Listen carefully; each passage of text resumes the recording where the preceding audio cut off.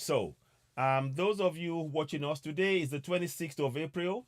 Um, in the Gregorian calendar, it's the fourth, it's the second day in Yoruba week, Orumi Laifa in Yoruba week, and we are in the month of Oshuage. I think Oshuaga. Hang on, let me just. I'll give that to you in a second. Oshuaga. I think it's Imole. No, Iroshe. Okay, so we are in the second. We are in the second day of the Yoruba week, Orumi Laifa, and in the month of Oshu Aga Irawe, which is of course in Gregorian calendar is the 26th of April. But we need to know our Yoruba ancestry. We need to know our African ancestry. And we need to begin to actually practice that. You see, one of the things, please watch out for the, I'm going to add more people to the Africa Zoom 54. And guess what I'm actually going to do? We need to widen the Africa Zoom 54. So if you are Haitian, from the Caribbean, from Venezuela, from Brazil, you are welcome to have discussions. Because we are Africans, we know many of us were taken out of Africa and taken to these places, and we need to reconnect. But of course, the core is, of course, Africa Zone 54 to get the idea of being able to meet up, in spiritually among ourselves and ignoring any of the barriers that they put in place. So, welcome on board. You're watching Citizenewa, the platform where we speak truth to power. Today, this afternoon, we are briefly going to touch about spirituality. The reason why I'm talking about spirituality, and I think it's very, very important, is because on the African space, in the African continent, because of the 500 years of 1,000 years of enforced religion, really from 700 onwards, the Islamic religion was imposed on Africa, and from the 1400s onwards, the colonial, the Western religion, the Christian religion was imposed on Africans.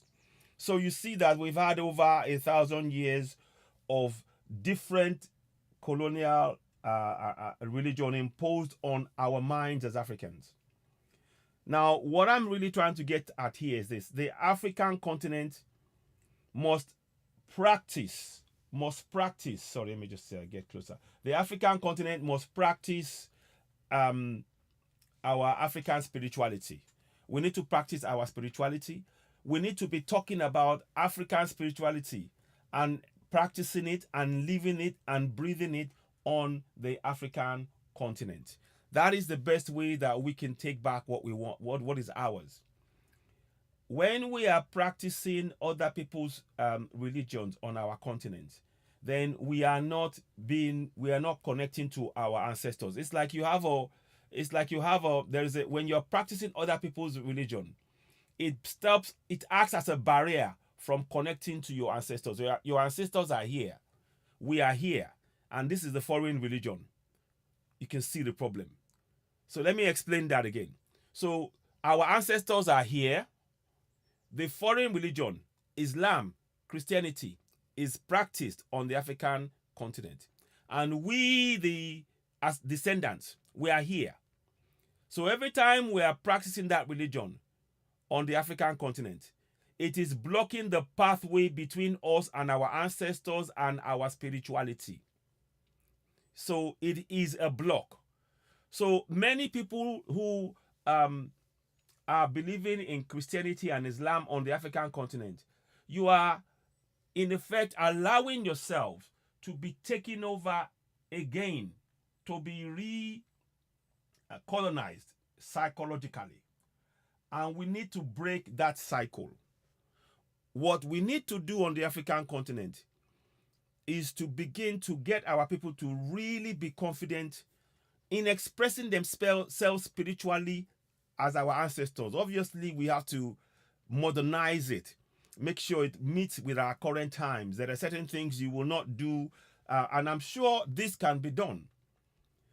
Because the danger of where we are right now in terms of our spirituality, welcome, thank you very much. The danger of allowing Christianity and Islam to still be going on the African continent is that it will always be a barrier between us and our ancestors. Our ancestors are here.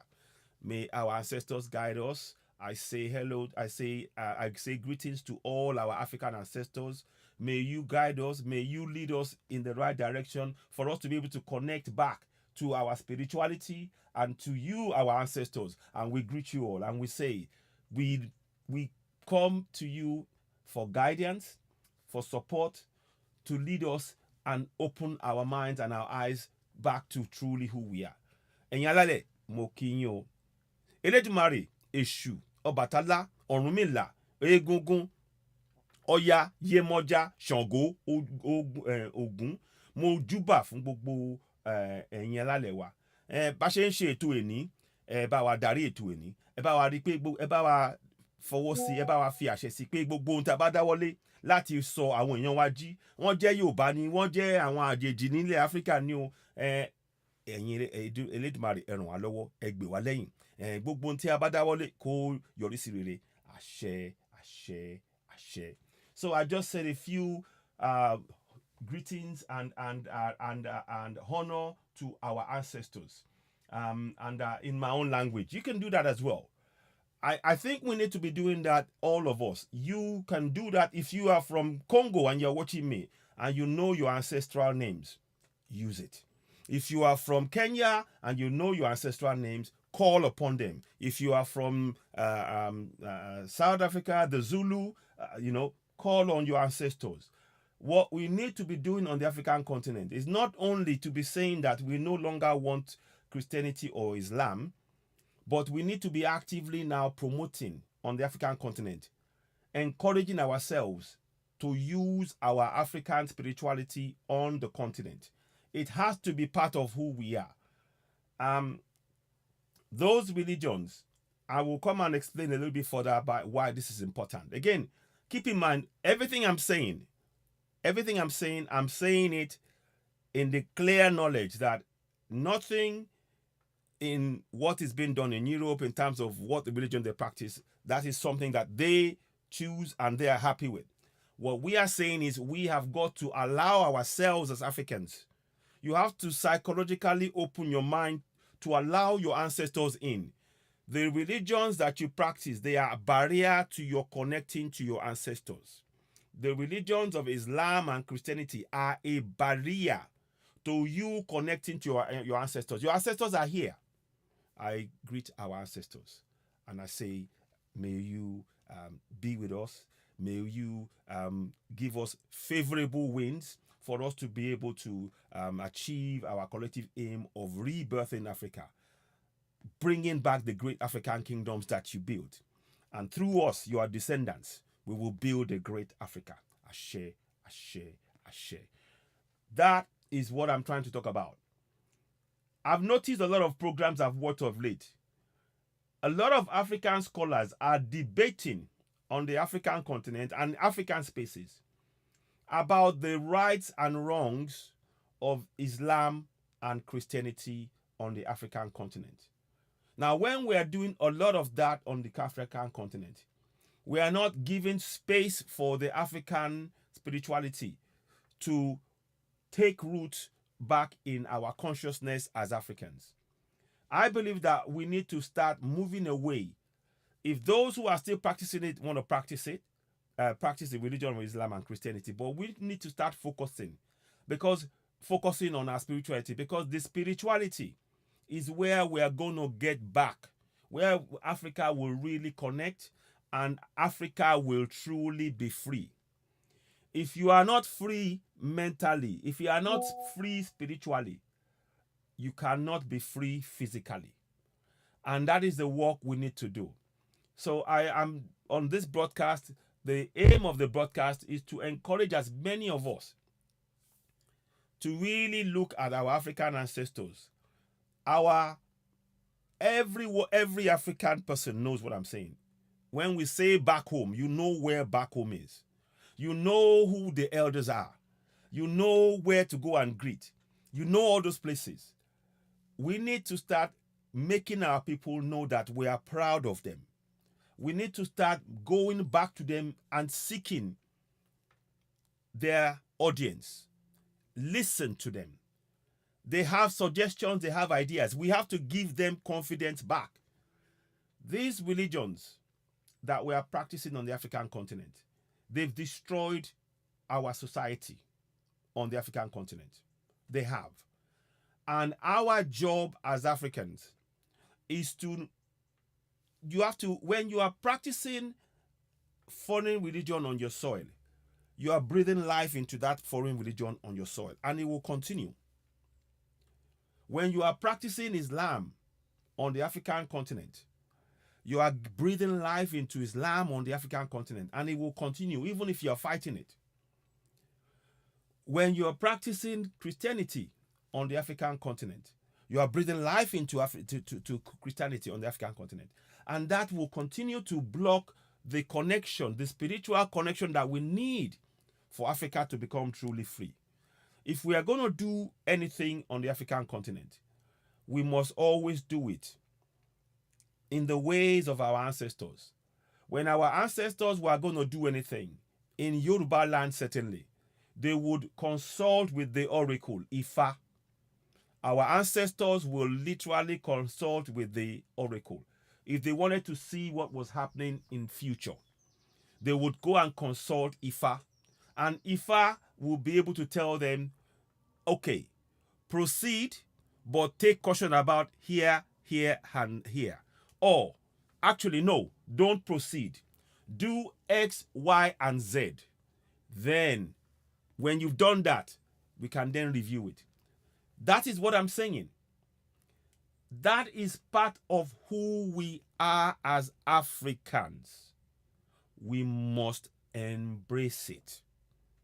That is what I'm really talking about when I'm talking about this subject here. We need to be very clear that for us, we have to create space for discussion among Africans about our African spirituality. We need to have programs where we'll talk about, okay, somebody in Congo will talk about what the spirituality is like in Congo. So somebody in Yoruba land, will come and talk about what it is like in Yoruba land and see the comparison. Begin to explore that and be comfortable.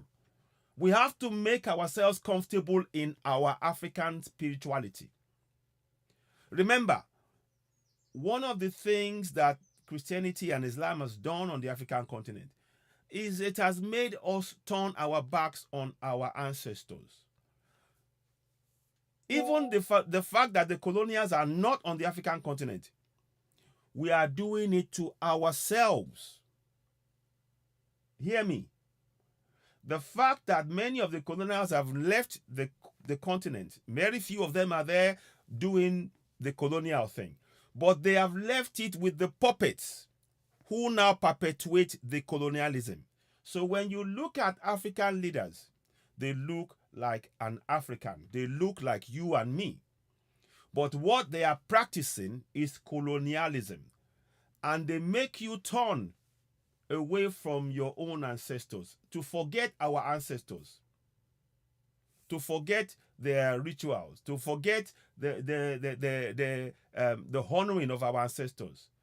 But the same puppets, when they're doing any remembrance, if they do the 11th hour of the 11th month of the 11th day of the 11th whatever that they're doing in Europe for the Second World War, our African puppet leaders will be there. Do you get it? They are there. Now, you can go as a guest and a lot of that, and that's fine. You can go there. But at home, we must honor our ancestors. And for that to happen, it has to become part of our daily discussions. That's why you hear me talking about the days of the week.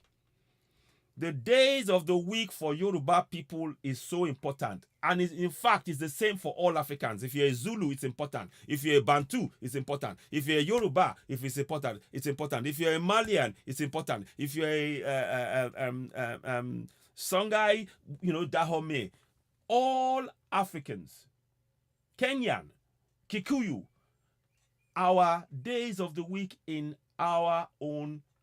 our own ancestors, because that is who we connect to. you see, I'm deliberately avoiding using the days of the week of the Gregorian calendar, because we found out that many of the days that you say, when you say Monday, it actually has a meaning to it. There's a Monday is a day of a god of a week. It's a name of a god. The Tuesday is again another god. So whereas we have our own ancestral gods, we must connect to them.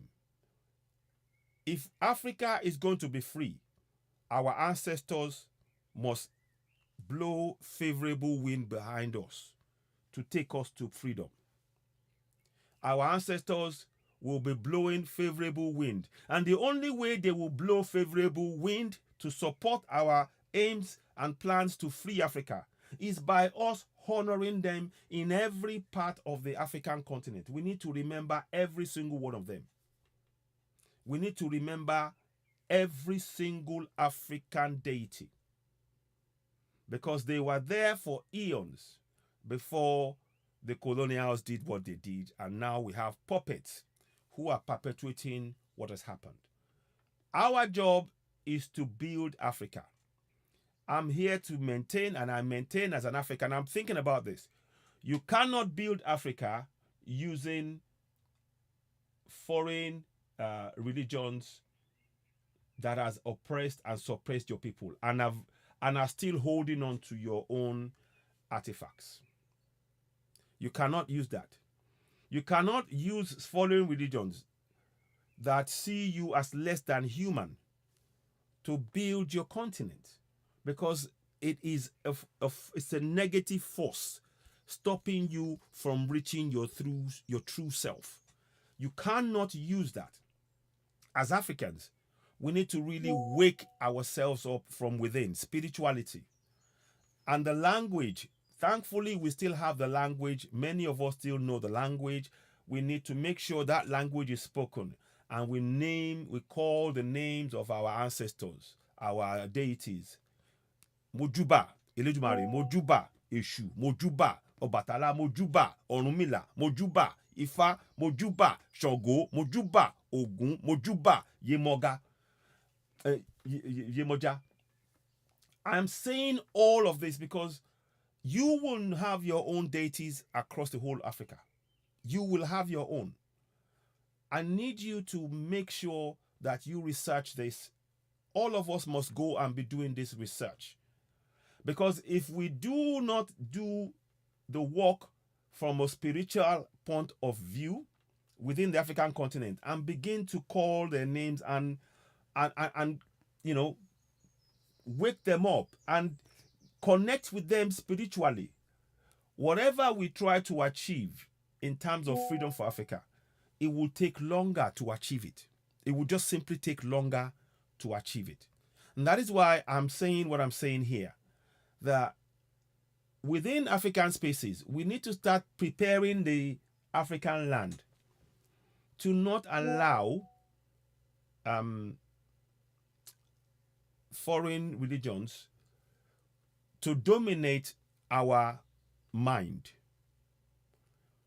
Once you have a foreign religion dominating your mind, so, they said in Christianity, for example, so I'm just trying to give you an example. Christianity came and said, yes, your God is satanic. Stop worshiping Eshu.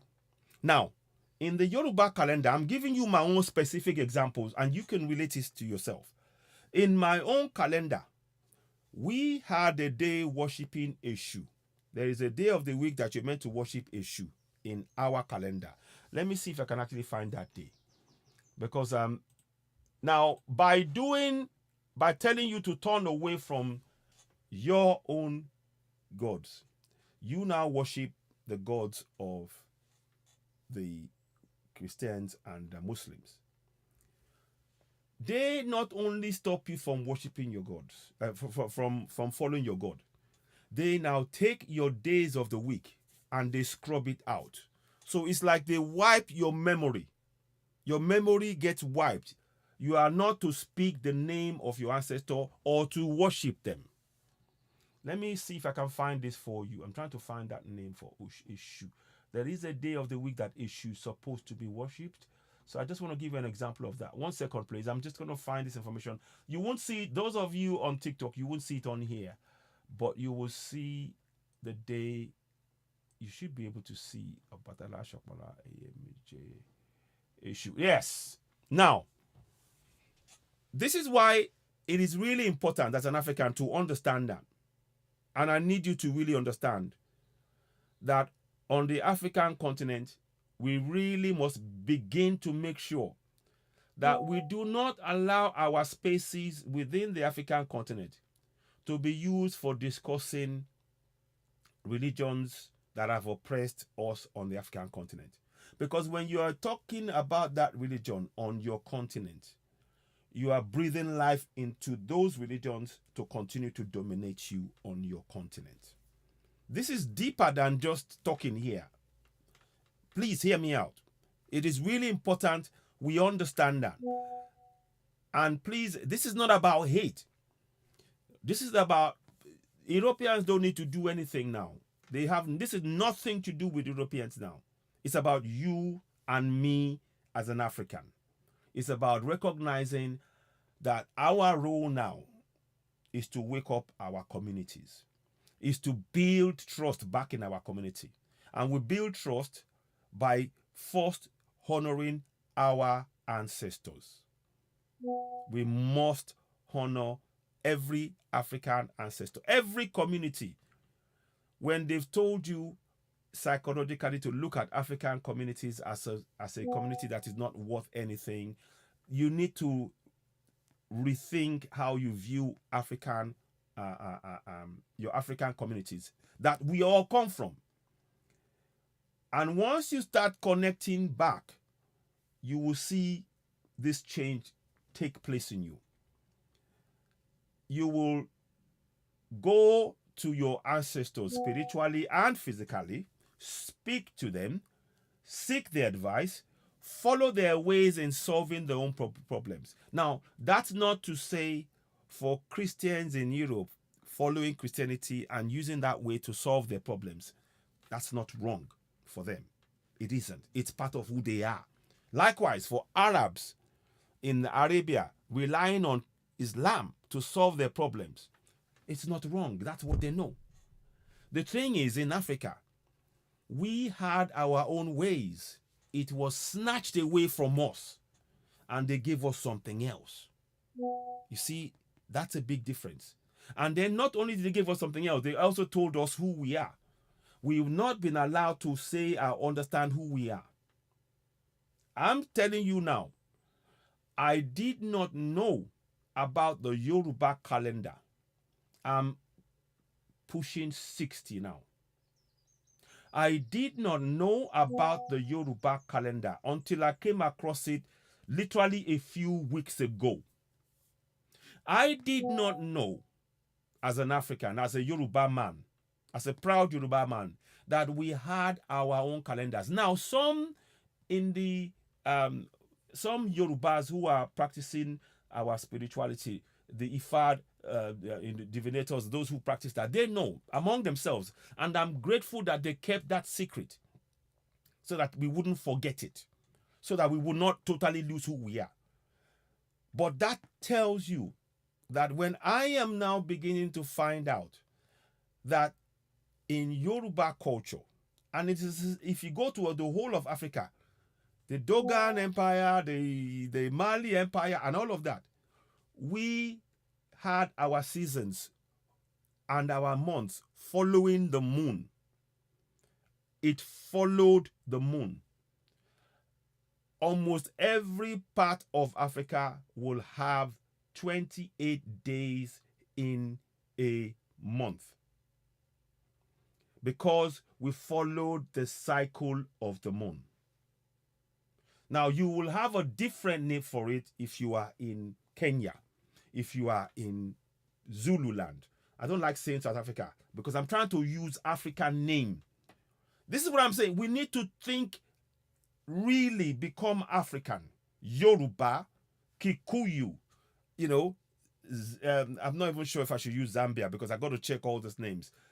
Man, we have to be, our names our African names have spiritual powers in it.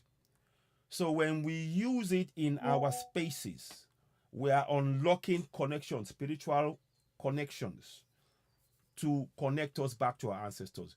Every time you say a name about your area that your ancestors don't recognize, when you call on them and you say that name, they won't hear you. But if you call them using the African name that they created and the ways that they do, like I'm saying, Obatala, Eshu, Oya, Shango, Oshosi, Egungun, they will reconnect with you gladly. And you get blessings that way. It is part of who we are. On the African continent, if we allow for big 10,000 capacity churches to be built on our African continent, we are simply ensuring that we remain enslaved in our own continent. If we allow huge, monstrous Islamic mosques to be built on the African continent, on the land of our ancestors where we have our own spirituality, then we are simply allowing for the coming generation to be enslaved. Because anything you do, and I'm telling you, I will explain to you why I am saying this. But let me first expatiate. The name, I'll go back to what I was saying. We normally celebrate Eshu on the second day of the Yoruba calendar. Eshu is celebrated on the Orunmila and Ifa day. Now, when Christianity came, Christianity said, no, you're not going to worship any of your gods. You scrub that out. You will go to church on Sunday. You will have Saturday. Remember, we had 4 days. We have in Yoruba land, we have 4 days of the week. And those 4 days were meant to be worshiping at least one of our deities. Now, when Christianity came, and this is what I'm saying, when they say to you, Christianity, just accept it, it scrubbed us off that knowledge in Africa. It literally did. Nobody can dispute what I'm saying. You can go and check it. It scrubbed our knowledge. So when they say to you that, oh, the religion is just a spiritual thing alone, you just have to do it on your mind. No, that religion changes your own perspective of who you are and your connection to your ancestors. Please, I'm not saying this in a state of anger. Anger will not solve anything here. I'm saying what my ancestors are saying through me, that we need to understand that when they say, oh, you are practicing Islam, in your area, many people in the north now, in Songhai Empire, in the northern Nigeria, in Fulani area, they don't even have the history that I have about the days of the week of my ancestors. The only thing they have is Islam. I kid you not. That is the last point that they can point to, because their culture has been so destroyed by the religion. But there are ways that can still come back. And that is why I'm saying that on the African spaces, there's clear evidence of our spirituality being of serious, amazing value and of importance. So much so that those who came to colonize took it away. Until today, it is still in their museums. I'm just making that as a reference point. I'm not angry about it. They have to be returned. No question. But right now, we must prepare our land. The African continent must be prepared by us having our spiritual connection reimposed, reconnected. We have to reconnect spiritually. Africa is not just a land. Africa is not just a land. there is a connection between the land and the people. And that connection is our spirituality. That connection is our spirituality. You will not find that spirituality in a church or a mosque. You won't. And that is what I'm really trying to really focus on and emphasize here. You will not find it there. Remember, moments ago, I just told you, Christianity came. You have to practice religion of Christianity. You follow what we do. So they didn't just tell you to say you're a Christian. You stopped following your spiritual ways of your ancestors. They stopped you. They forced you to stop worshiping your ancestors 4 days a week. You now worship theirs. That's the reality. That's the fact. So what we are trying to do now is to wake us up, to be proud of who we are as Africans. The connection between the negative energy that they've imprinted on our minds through colonial, psychological depression of who we are, because they've made us feel our own spiritual deities are lesser or even evil. That has psychologically made us look at anything to do with Africans with disdain, with fear, with lack of trust, and not with no self-respect to who we are. And we need to do the work by connecting spiritually. Like I said, the 4 days of the week is significant in Yoruba culture, because that 4 days gave us 7 weeks in a month.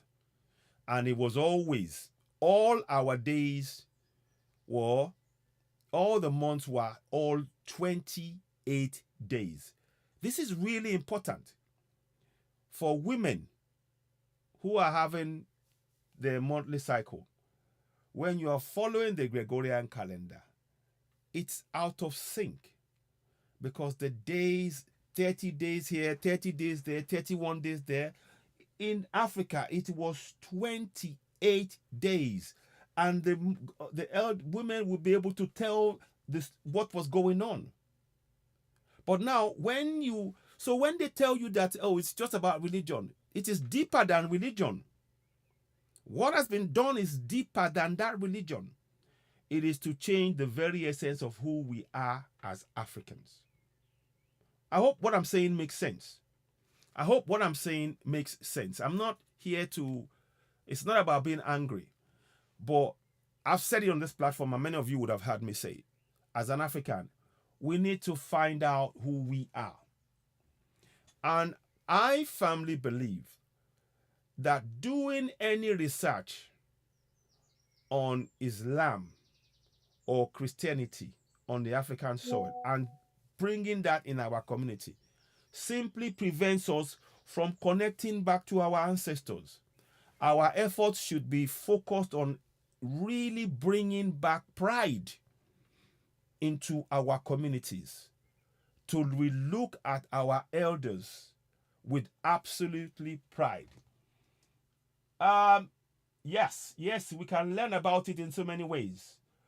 Google is a good place to start. It's not 100% perfect.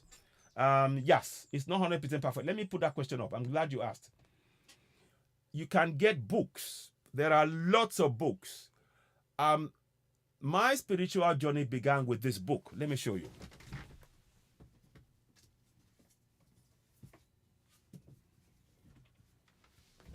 It began with this book. This book is by Sheikh Anta Diop. That's where my journey began, because I started asking questions. He was the man who proved that the Egyptians, the Kemites, are black. This man. That is where I started my journey. Then there was Henrik Johansson, Ben Johannen. Ben Yohanan, the Nile, the black man of the Nile. So that's where my journey began. Now, others, you can buy this online. You can get this online. You can get it. Just go to Amazon and type in "Civilization of Barbarism." You have it there.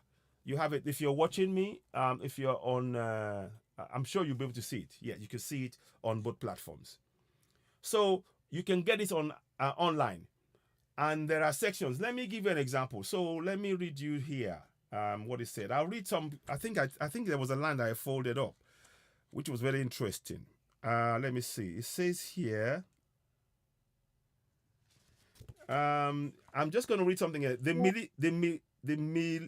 Milkili, the chief of the city of Giza, the king your master who gives you life. Know the king is as well as the sun, and his troops and chariots, his horses are also very well. Hence the god Ammon has put the upper country and the lower country, the east, the west, and the feet of the king.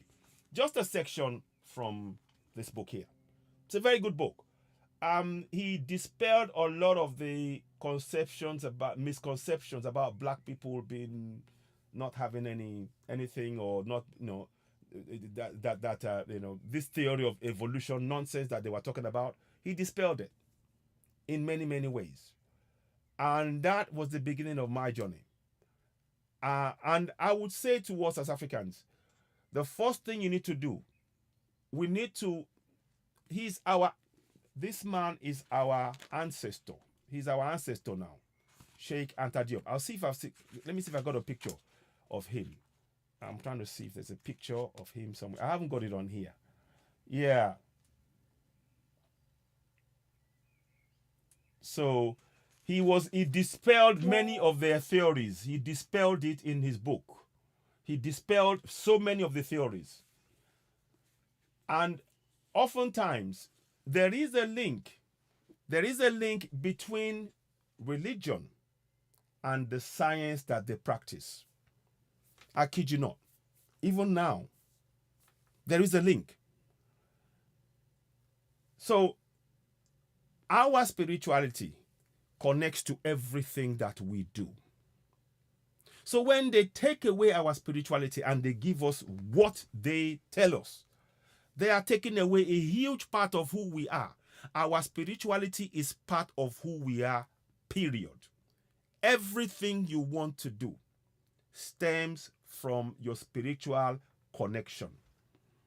Please, this is not about hating the religion of Christianity or Islam. The colonial Christianity, and Islam. I'm just stating what we need on the African continent and the dangers of us focusing on this religion and arguing. Some people would argue, they will get the Bible and they will read this section and they will read that section and they will say, yes, the Bible says. So, the Bible says, it is not part of who I am. I don't say that from hate. My journey since I've been young, I've been trying to find out and understand who I am. And I'm still trying to find out. I'm beginning to understand. And this book, and this was given to a very good friend of mine. It doesn't say much. That's funny.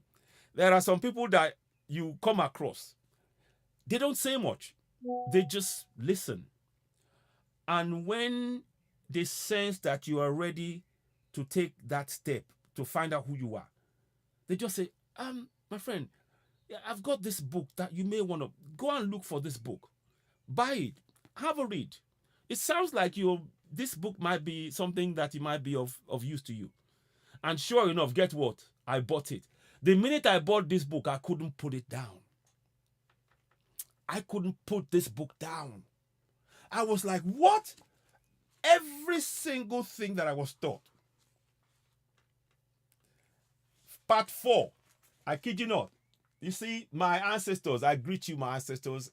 I greet you.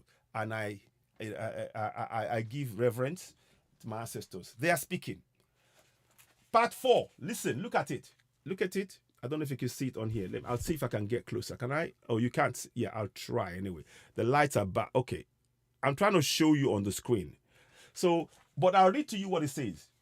I just opened it, and it says Africa's contribution to humanity in sciences and philosophy. Did you get that? Did you get that? Did you hear what I said? Let me read it to you again. It says Africa's contribution to humanity in sciences and in philosophy. You see, we need to know this as Africans. Because our story is you were a slave. You sold yourselves into slavery. And let me speak on that comment. Anytime anybody tells you that you sold yourselves into slavery, please remind them carefully. Remind them particularly. Say these words.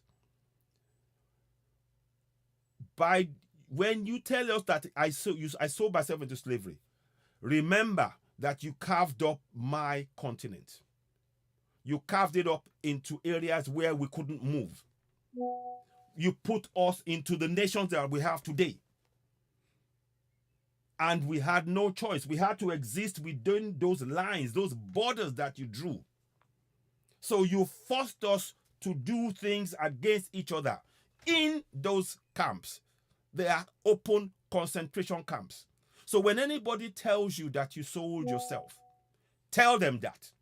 Remind them that back in 1884, and even before that, but 1884 Berlin Conference, Otto von Bismarck, they carved up Africa into different sections. It became effectively an open concentration camp. And within those concentration camps is where we sold ourselves because we had little or no choice. So when they are saying that to you, please take note of what I said now. Remember this point. Remember it and share it, because the narrative of those who carried out this nonsense is, oh, but you sold yourselves. The idea is for you to fight yourselves and blame each other. Don't fall for that trick anymore. If you're selling yourself and you are in an open camp, what is the problem? Is it you selling yourself or the camp? You tell me. I'd like to know. So I hope that makes sense when we're talking about this. So it's really very, very important points that we're making here. And I hope that people take it on board and really use it. Never accept that false narrative that we sold ourselves. We sold ourselves in the open concentration camp. They will never tell you that. We were forced to sell ourselves within the concentration camps they created. And those camps are still in existence on the African continent till today. They are known as nations. They're not really nations. We are not independent. That's the plain fact. People may not like to hear that, but that's the reality. That is the reality of what we're saying. And that is why I'm talking to you about on the African space on the continent. When we start speaking our African spirituality, connecting to our ancestors, we are breathing back life into Africa. Africa is not alive right now. It's put in comatose. We need to wake it up. You and I, we all have work to do. And I want you to know that in every community, we have people who we have not connected to. There is nobody that's going to come and help you from the sky. The people that will free Africa, they are within every single African community, but they don't know it yet. The people that are going to free Africa, they are in every African community, but they don't know it yet. We are preparing the ground for every one of them to become aware, to become awakened, to know. Because you see, these religions, they tell you to look to the sky, to look outside for the help, knowing fully well that no help will come to you. They know full well. Because they don't want you to look inwards. When you start looking inwards, the solution comes. Mark my words. We got people in every community that will wake us up and will free Africa. But they don't know it yet. That is why we need to wake up from within each and every community. The journey is not outwards, it's inwards. The journey is not outwards, it's inwards. Inwards. Inwards. Please, my people, let's be patient with each other. But let me go back again and read this section. So, again, just for clarity, Africans' contribution to humanity in sciences and philosophy. It's very important to know that, because the narrative about Africans is that we are poor, we have nothing, this book, like I said, it woke me up. I realized that a lot of what I've been told about myself as an African was not true. And before, I sponged up those lies, believing it. I did. But now, thanks to this book, and may his soul, may our ancestor, Sheikh Anta Diop, I'm forever grateful. And my friend who told me, I won't mention his name, So, now, let's read this now. Quickly, I'm just reading you a section of it. So, it says here, it will be edifying to underscore, as a matter of introduction to this chapter, the undeniable connections that exist between Egyptian mathematics and so-called discoveries that made celebrities out of Greek scholars, such as Archimedes and Pythagoras. Just to cite these two, as for the method of his investigation, Archimedes, the greatest representative of Greek intellectualism and in antiquity, does not hesitate to reveal in a letter to his friend Eratosthenes, that he proceeds by weighing first empirically in order to confirm the equality of the surface of two geometrical figures before undertaking a demonstration of the theoretical character a posteriori. And he even recommends that his method of he even recommends his method to Eratosthenes. It is precisely the same method that he used in the quadrature of the parabola. According to Paul Verhaeghe, Archimedes dedicates his treatise, the method to his friend, the geometrician Eratosthenes, and he reveals to him his mechanical method of weighing geometrical figures as the hidden source of his principal discoveries. But Verhaeghe adds further, as if in his inward self, he was accusing Archimedes of intellectual dishonesty. In fact, the treatise on the mechanical method recently brought to light has come to reveal to us the secret of some of the most beautiful discoveries of the great geometrician.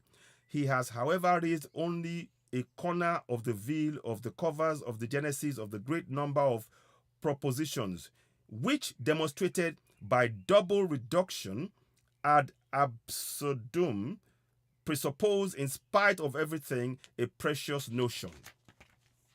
Just read. I'm just going to read through. I'm just giving you an idea.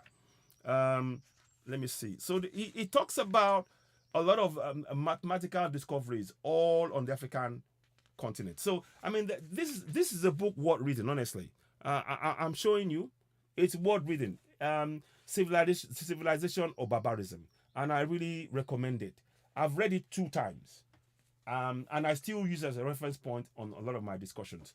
Let us see what else it talks about again. I just want to go and give you... The reason I'm talking about this is because all too often as Africans, you recognize that we don't have heroes. According to the world that we live in, Africa doesn't have heroes. The only heroes we have are the ones that the religion tells us. The religion of Islam tells you it's Allah and Muhammad. The religion of Christianity tells you it's Jesus Christ. But we don't have heroes. Clearly, this book disputes that. And it confounds that lie. And there are other things. And in my own ancestor, Ogun, god of iron, that is a hero in my culture. I kid you not.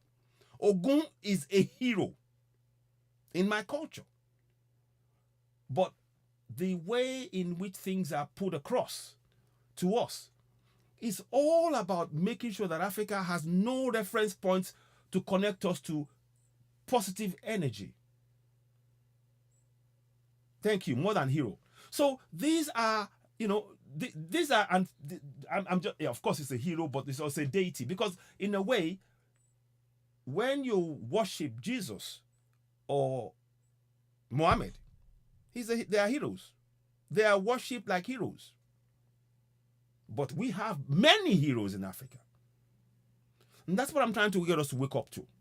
We have to wake up to that fact and be proud of it. There's nothing wrong with Europe celebrating Jesus Christ. That's what they conject up, and they have all of the different names. I can't remember the name again. Apollo and all of that stuff.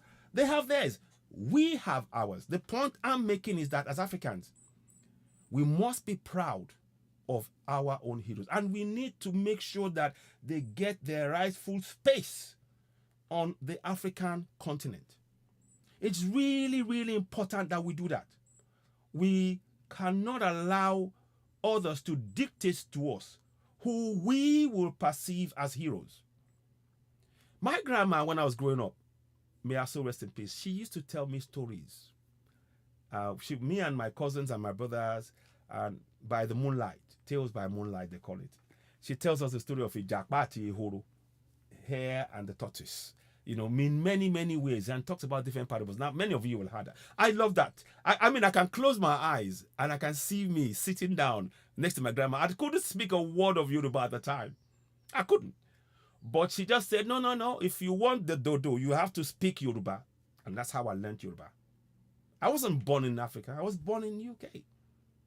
But I speak Yoruba, da, because my grandma taught me when I went back home. And I'm forever grateful to my grandma.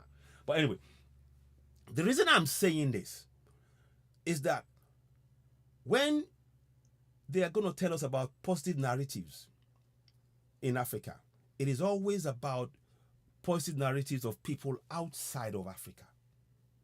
And that's the reality. Check me if I'm wrong. It is always about positive narrative of heroes outside of Africa. Everything in both Islam and Christianity. And that's the reality. But in my own family, Ogundimu, my name, my own ancestral name, God of Iron, is holding me. And it has significance in certain things. I'm not going to go into that. It has actual significance in our family. But I'm not going to go into that now. I'm not going to. I just know that it's a God is holding me, and that's all you need to know. Because I understand who I am.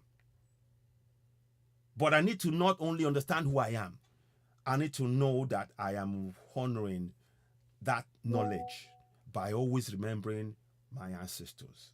And likewise, every one of us. Those who are in Europe, that's Jesus Christ and and Apollo and all of that, that's their ancestor. They must honor that. But I maintain, you will not deny me my birthright.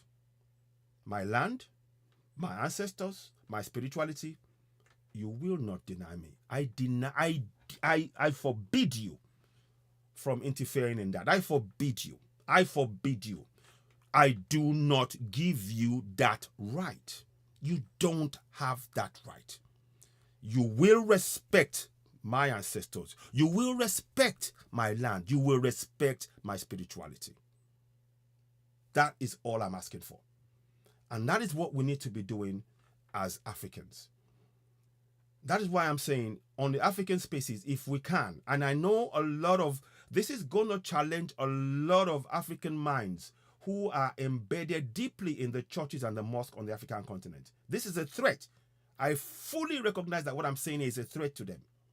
But for their coming generations, this is no longer about them. This is about their coming generations. This is no longer about the church, the pastor, or the bishop. This is not about them. I'm actually trying to wake them up for their coming generation. It's too late for them. It's gone. They cannot connect. But there might be an opportunity for the coming generation behind them. If they remember their ancestors, they may be able to be back in the fold, as it were. Save a few generations that have been cast aside. I don't know. That's my thinking. And the reason why I talk about this, so please, this book, get it. Yes. Anytime you have issues, let it be a reference point anyway for you as an African. in addition to your spirituality. Don't let it replace your spirituality. This gives you understanding about what it means to be African. But in your particular area in Africa, your spirituality, you need to connect to that. There is power in it. There is power in it. And that's what I want you to really understand. Okay, so let me put that book down. Now, the reason why I talk about, I spoke earlier on, I said to you that the religion, once you had the religion, it didn't only tell you to just start practicing religion and left you to do everything else. It stopped you from doing the things you would do to honor your own ancestors. That's the king. That's the thing that people don't understand. It not only said, oh, okay, I've given myself to Christ, but it said you turn back forever from your own ancestors. I've given myself to Allah. You forever turn your back to your own ancestors, without whom you would not be in that land. You get what I'm saying? That's the reality of what was done. That's the reality of it. And the thing now is, because we have puppets, African puppets are, when you see a pastor, an African pastor in the church, regurgitating this thing out, and you're looking at him as a black man, that is what they depend on. They depend on you having to believe him and separating your thinking capacity. I saw a video. If you go and look on my timeline on TikTok, please follow Citizen AY on TikTok, and also on YouTube. Please follow. Help us grow the platform. We really need each other, and we need to grow. And please, one thing I want you to take away from this broadcast is that the help we need to free Africa is within Africa. Okay? The help that we need to free Africa is not outside of Africa, it's in Africa. They are waiting.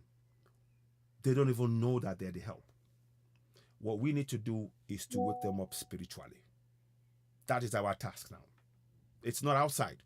Everything that we need for Africa to be great is there already. What we now need to do is the spiritual connection. That is what is missing. For as long as that spiritual connection is not established, Africa will continue to suffer. Plain fact. So please hold on to that. Whatever else I say today, please don't forget that. Share it to your communities. This is not just about one person. It's not about me. It's not about you. It's about all of us. Africa thrives on communities. Let me say that again. Africa, we thrive in communities. Big family, extended family, 2 wives, 3 wives, what you can afford. That is the way of our ancestors. They welcome people in. We are people who, I have a lot on my table. I have more than enough on my table. Come in, sit down, join me. Here's what I have. You are part of me now. That's what we are as Africans. Other people took advantage of that. But that doesn't change who we are. It doesn't. So I'm just trying to we need to begin to do this kind of discussion, meaningful discussion among ourselves. Let's try and avoid spending 2 hours debating about Islam or Christianity. Gently, I'm saying this. I'm not perfect. You don't have to take any advice from me. I don't know it all. But I'm just beginning to think that if we are going to speak to our ancestors, we need to create spaces for our ancestors.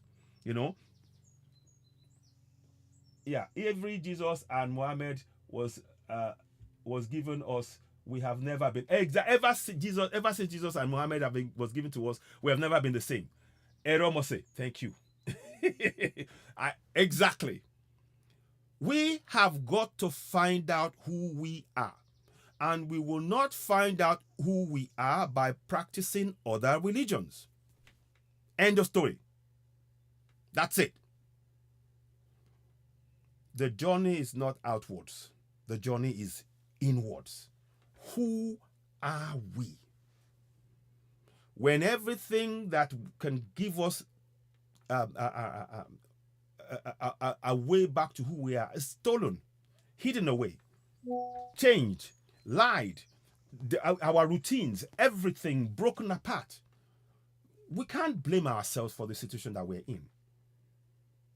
But now we have information and there are ways we can come back.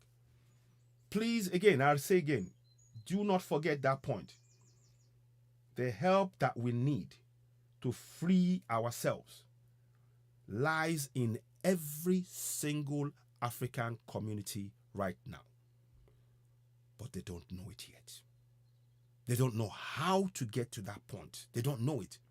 They are so far long gone with this, what these religions have done to make them lose faith in who they are. Our job is to wake them up. When they wake up, they will solve their own problems within their own community. I guarantee you. The problem we're suffering from in Africa is we are asleep. In land where you have infinite resources that others come and take at will, but yet we say we don't have anything. It's now about spirituality. It's about the mind. We need to switch our minds back on. So now, going back from now, carrying on from this spirituality, these religions, you know. Thank you very much. Yes, we mustn't, please, let's stay away from that. I mean, look, as an African, speaking as an African, I have to understand who I am. Sorry about that. I don't know. I just something sticky on me there. Okay, as an African, I have to understand who I am, and that is most important to me. So, as an African, it is my business to understand who I am. For a Christian to tell me that Jesus Christ is the way and the only way and everything else and give myself to Christ and all of that is just deceiving me. Likewise, Islam. Because I am what first? I am, before anything else, I am first an African. And unless I understand and fully comprehend what being an African means, I will not reach my true potential. I won't. That is something that it's becoming more and more clear to me. And I'm hoping that by me explaining it the way I'm doing it, and hopefully it resonates with you, you can relate to it and learn or pick something from it. And all the time when people talk about things here, you see I pin it, and I because it resonates, I might not agree with everything, but we are all learning in this process. We are all learning.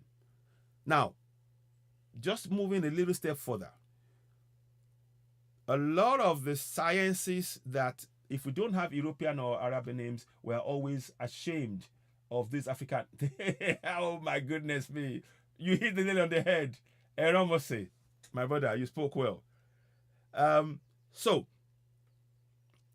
what I wanted to go on to say is that a lot of the sciences that came out, the so-called scientific things that came out of the religion of Islam, or Christianity anyway, certainly, has a lot of preconceived ideas built into it.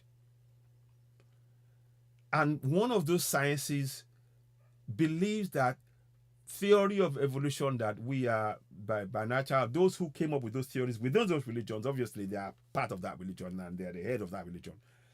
By that, psychologically, Africans are they are beneath those discoveries. They are not able to. Yet, I just told you about the civilization, our role in civilization. So that really, this is why we need our own African narrative about who we are. We can no longer continue to believe in the narrative told by others about who we are. We need to find our own African heroes. Ben Yohanan, Henry Clark, who else? Thomas Nkrumah. Kwame Nkrumah, Sankara, Patrice Lumumba, Ngugi wa Thiong'o. Who else do I have here? I'm trying to. Post-traumatic slave syndrome. We must do that. Because the narrative of what has been narrated about what we are as Africans is not true. It's not true. the story to tell me that my ancestors sold slaves, sold my people into slavery, without giving the full context of, by the way, that happened after we carved it up and we restricted you in your Mo area. They didn't tell you that part of the story. So you can tell that when somebody is now telling you any story that comes from that area is flawed, deeply flawed, deeply flawed. So anyway, I'm just I'll be making some notes, and I might make comments about books and things. Now, so the reason I mentioned about scientific papers and theories and everything, many of the people, Darwin, his roots were from Christianity. Then he moved into scientific thinking and everything else. Nothing wrong with it. But what I'm saying is that the perception of theory of evolution and black man being lesser than and all of that stuff, it's all hogwash, I'll try. I'll try and list it as a long list. I'm telling you. I'll try and see. Let's see. Let me see. Can I put a comment here? Let me see. Comment. Okay. Get this book. Yeah. Get this book. I'll put one or two because if I start putting the list, get these books. These books. Let me see. Get these books. Oh, sorry. Let me. Sorry, I didn't mean to do that. Let me do that. You see, it's going to be difficult because I have to type it and take the phone up and all of that. You know what? I'm going to show it. Take a screenshot. Take a screenshot of this. If you're watching, just take a screenshot that you can have. Take a screenshot, But I cannot move to Lagos to Cotonou without problem. Hey, my brother, you just hit the nail on the head. Yeah, I can. Oh, let me pin this. Oh, Eromose. Oh, my goodness. I can take a train from Berlin in Germany to Rome in Italy without visa. Thank you. But I cannot move from Lagos to Cotonou without problem.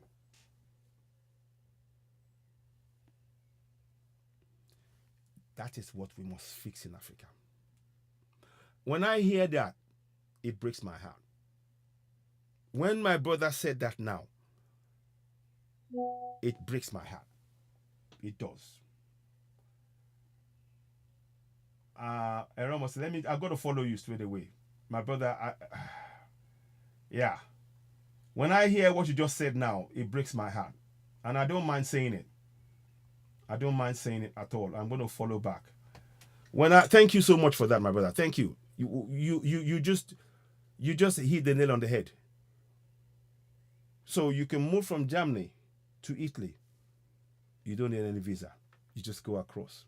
But from Cotonou, from Lagos to Cotonou, you need, you got to get a pass and all of that. And that tells you why we must fix this as Africans. Nobody else will fix it for us. Nobody else. Thank you so much, my brother. Thank you for that. Thank you. I really like that. Let me just pin that up. That is such a, that is so. This is the problem. Our inability as Africans to move freely on our own continent is a major obstacle to our development. It is. In fact, it's fundamental. It is the very thing underpinning our underdevelopment. It is the very thing underpinning our underdevelopment in Africa. And we have to fix that collectively. It requires collective work from us all. And tying back to what I was saying, the science that this religion came up with, the religion believes that Jesus Christ, by inference, European, is superior. The science, by inference, believes that everything done by a scientist who is European is superior. So anything that you as an African or others do has no relevance. That is why our education system is focused outside of the continent again. Again, our own great people like Kwame Nkrumah. Let me show you that. In fact, whilst I'm doing that, I'll be showing you more. I'll show you more. this is a good book if you want to get. Neo-colonialism, Kwame Nkrumah. The last state of imperialism, the last stage of imperialism. This one here. Yeah. So if you're watching, get that. I urge you to get that book. Yeah, get it. Get that book. Very, very important. Get that one. Again, I mean, it's a very hard book to find at some point, but he talks about things in a way, and that's why they didn't allow him to. They would not allow the African Organization of African Unity that he envisaged. That's why they didn't allow it to succeed. But it's on us now. It's on us as Africans. We know this now. There are steps we must take collectively. But like I said, on the African continent, we need to start speaking, breathing life into African spirituality on the African continent. That's all we have to do. Consistently, from one community to the next. And really being proud of that. When we are proud of our culture, we are breathing life into it. It will be our first port of call. Right now, we are proud of the culture, the religion that's been used to enslave our minds. We wear it as a badge of honor. Oh, I'm a Christian. Oh, I'm a Muslim. The dress sense, everything. But we are only showing signs of enslavement when we're following these religions as Africans. Nothing wrong with Europeans following Christianity and Islam. Nothing wrong with it.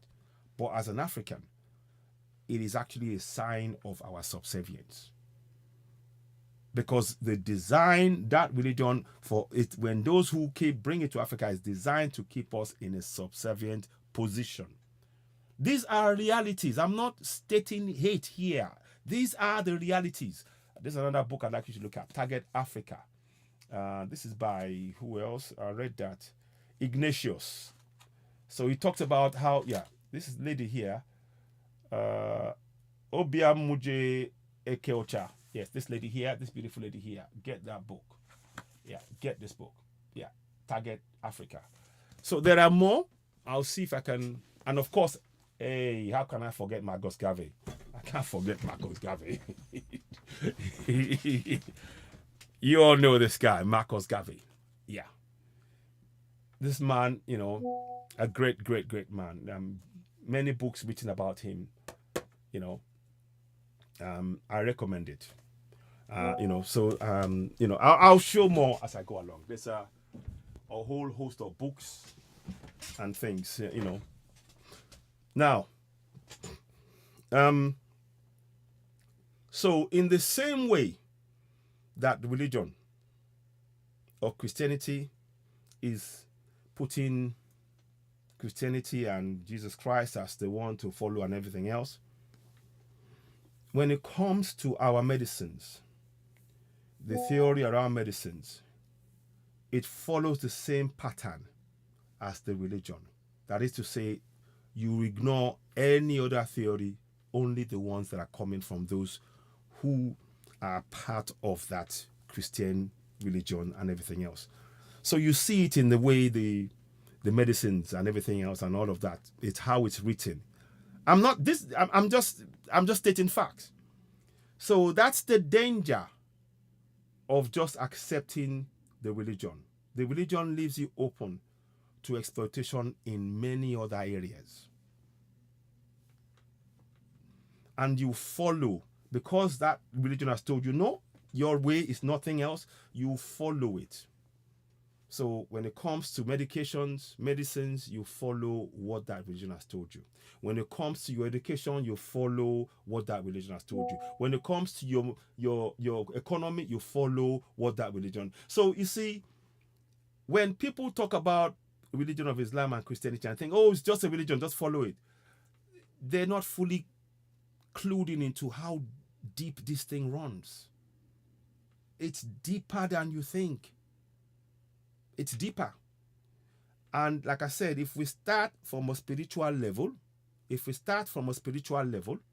and begin to break this down and be proud in our communities, the communities will solve their own problems themselves. These religions require you to be helpless. They require you to have the key to your own escape, to have it in the door. and you would rather walk away from it because that's what the religion has told you, to wait for a savior that will never come. So that even if you conceptualize, you even have the key, you're about to go out. The perpetual thinking of always seeing the solution within that same book of Islam and Christianity that keeps you locked in is there. And that transfers to other areas as well. That's what I'm trying to say. That's the key thing here. It transfers into other areas. As Africans, our spirituality is very important. Spirituality is very important. So case in point, in Yoruba land now, they say, oh, we are very spiritual. We're very we're very great Christians. But what they know is that when we worship our gods, they took away our gods and we got us to be worshiping theirs assiduously as we are worshiping ours. It is our African spirituality that they took advantage of. These are facts. It's not about hate. These are things we have to be aware of. So if we are going to be spending our energy on things that are not actually going to help us, isn't it better we focus our energy on the areas that it will help our communities to free us collectively? Just a question. Just a question. Our cortex on how to spell an ignorance out, on how to put the spell of ignorance on the masses. Thank you, Fairy Tale. Thank you. So let me, at this point, I've got about 10-15 minutes. If anybody wants to join me and say one or two words, I'm going to add yes. I'm going to add one or two of you. If you want to join and just say a few words, you're very welcome. And please watch out for the Africa Zoom 54. We'll be doing more. We want to have more discussions around Zoom. So please do join. I've got another person's name. I've added another person today. We need to, as 54 Africans, to join us in discussions. And just really, I just really want us to. Oh, hello. Who's there? Eramose, thank you very much, my brother. Come on in. Yeah, go ahead. Say a few words. Go ahead. Please go ahead. Good evening, my brother. Good evening, sir. Yeah, go ahead. Thank you. Go ahead. Can I remove myself and request you because of the sound problem? Okay. Yeah. Okay. Yeah. Do that.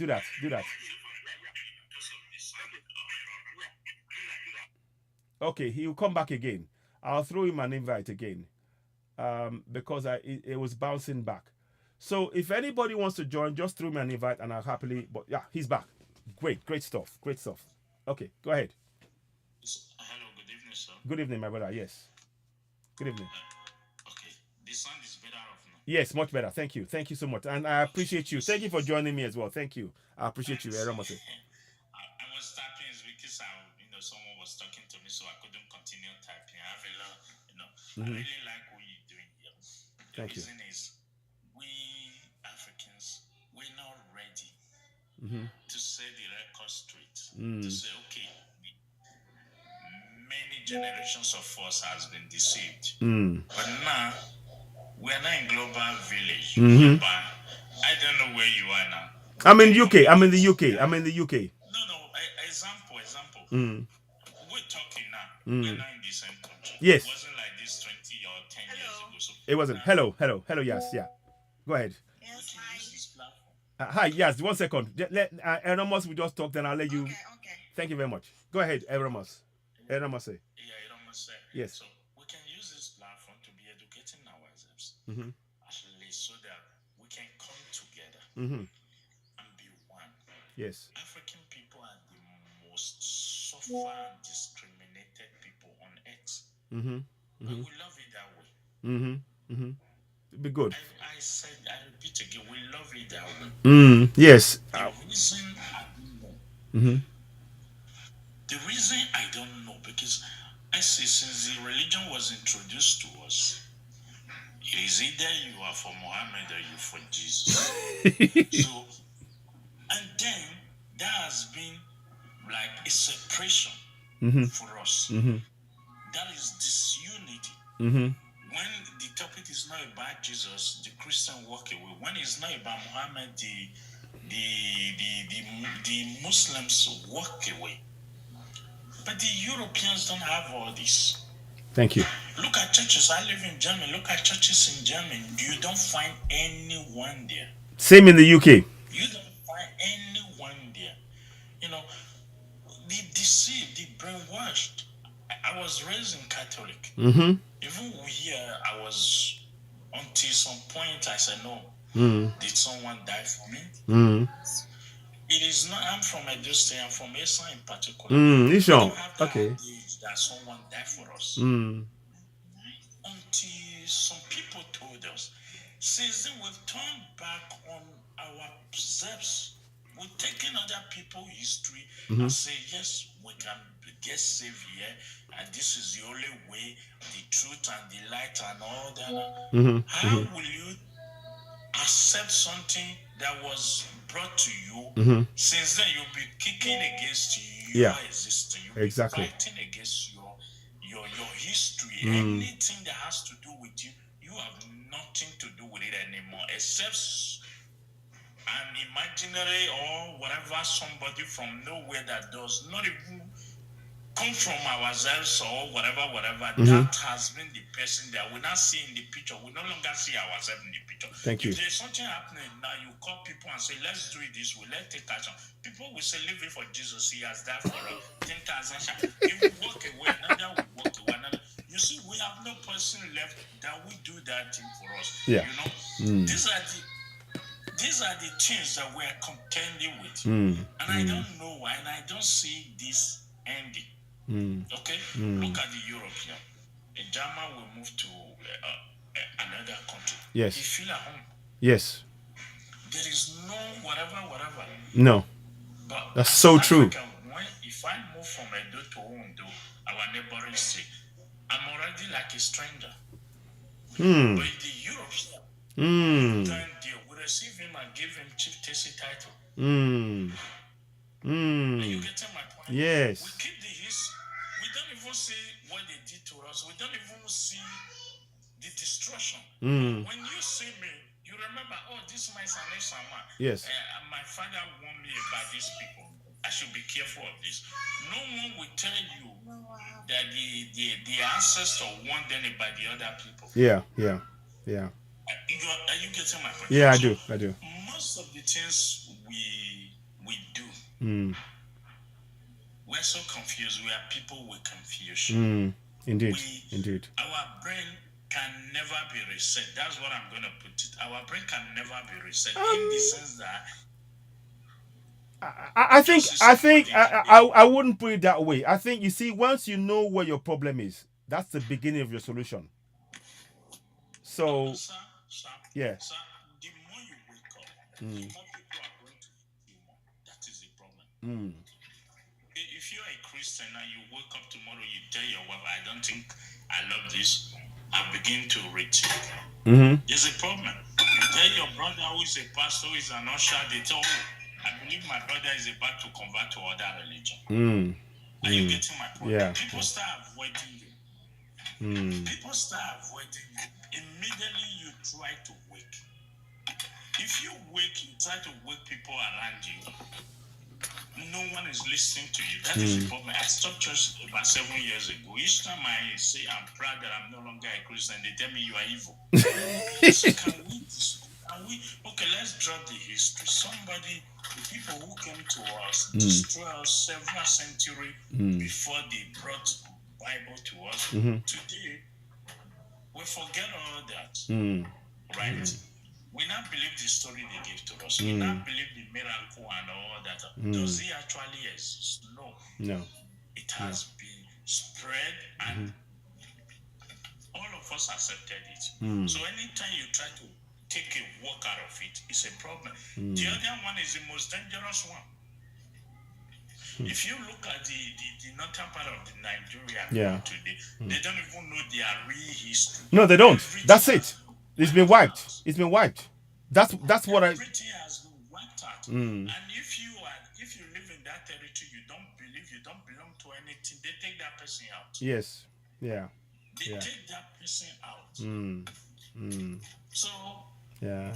it is dangerous. Yeah. But I we pray that we my we brother, are able to do it. you have spoken well, my brother, and please join us. Continue to let us continue. I think it's in knowing our spirituality is of immense importance. That's why I'm saying we need to really study our spirituality. Go back in, read books about it.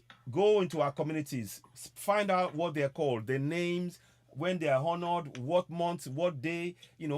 Try and connect, because that is the only way we will get ourselves back.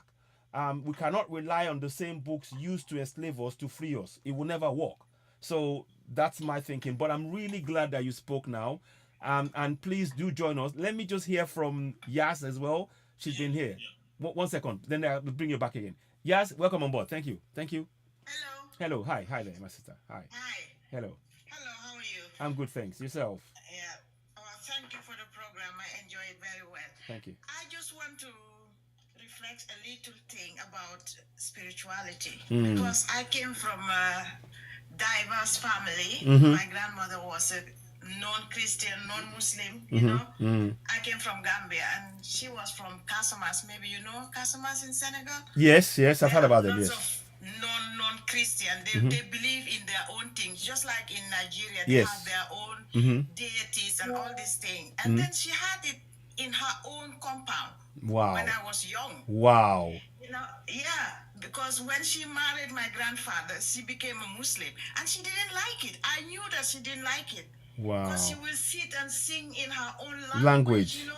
Yeah, telling us all the story about her place, her family, and she was telling us like my grandmother could know if someone died from her own country. Wow. In Casamas. Wow. Yes, she will they say, "Oh, I will get a bad news today," and it comes to life. Wow. Then she will cry and say that I know, and we always ask her, "Grandma, how did you know that?" She said, "I know because we have this spirit in us.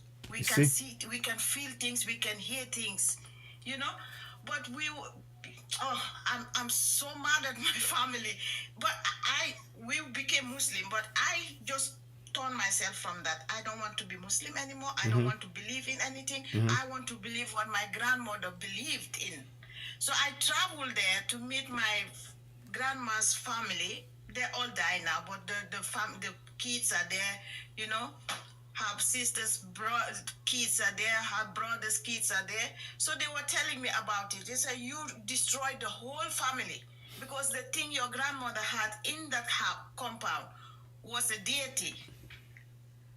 You understand? Wow. You see, and that is part of who we are. She was putting palm wine on it. Wow. You see?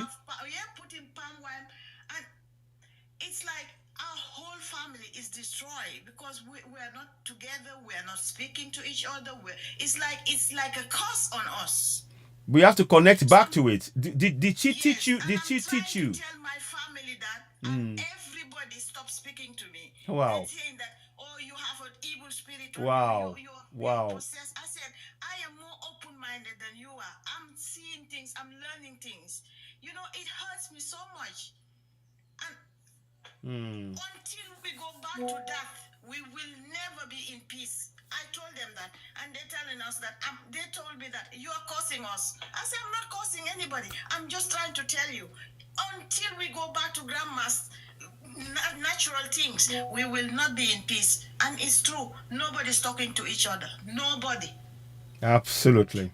Absolutely. I mean, my sister, don't give up. Don't give up. Keep doing the research, because you see, sometimes even those who are fighting against you, when they hear what you said, they go and think about it for days. And then over time, you may not know it, they will start finding ways themselves. They won't tell you. But later they'll come and say, oh, guess what? But it's because of the work you're doing. My brother, when they get into this Muslim thing, I don't know. It's like a possession on them. It's like I don't know. It's something wrong with it. It is. It's designed that way. Oh my God. It's designed that way. Let me give you an example of how bad this is. When they give the Indians, Red Indians in America, when they give them alcohol to drink, and it sends them crazy. The religion is the same thing for us in Africa. The same thing. when you taste that religion, it can send you completely, and that is what we need to be very, because we are very spiritual people. Very spiritual people, and the religion takes advantage of it and then twists it, and we go completely crazy. I myself, I stopped praying in Muslim way, I don't know, for 15 years ago. And I'm telling you, I am seeing things and I am feeling things and I'm thinking to myself, this is what my grandma was feeling, you know? And she knew that you were feeling it. She knew that you were close, and she was trying to wake you up, you know?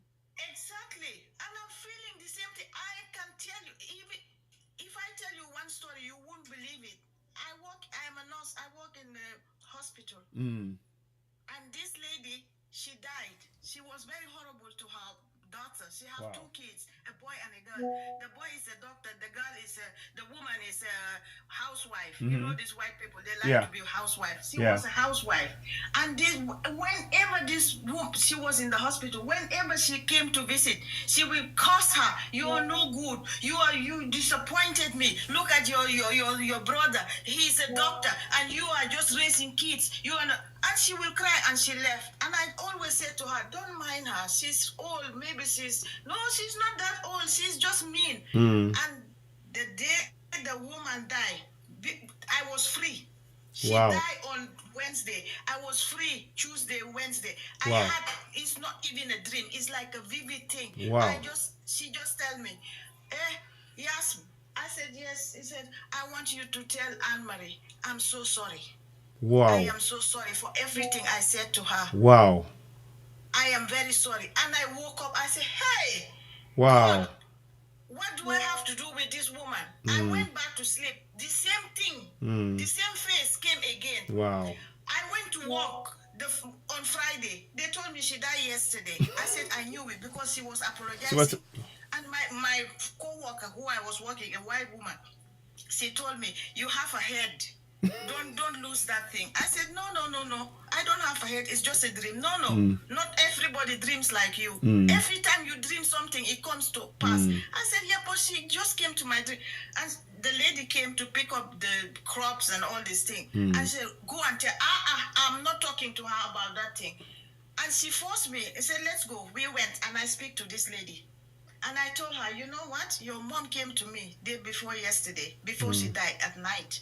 And she told me that she's so sorry. And this woman, she wept and wept and wept. Why can't she tell me? I said, but now she told me, so that I pass the message to you. Please forgive her. And this woman gave me a hug, almost 5 minutes. I was so tired, I couldn't leave my arms. She gave me a long hug. I said, and she said, thank you. Now I can have peace. I said, yes. Yes, she was just saying it because of she's mad at you, but she loves you. She loves you. Please forgive her. And many stories that I can tell you, my brother, that is coming to me. And I'm thinking, you know what? I will never pray again.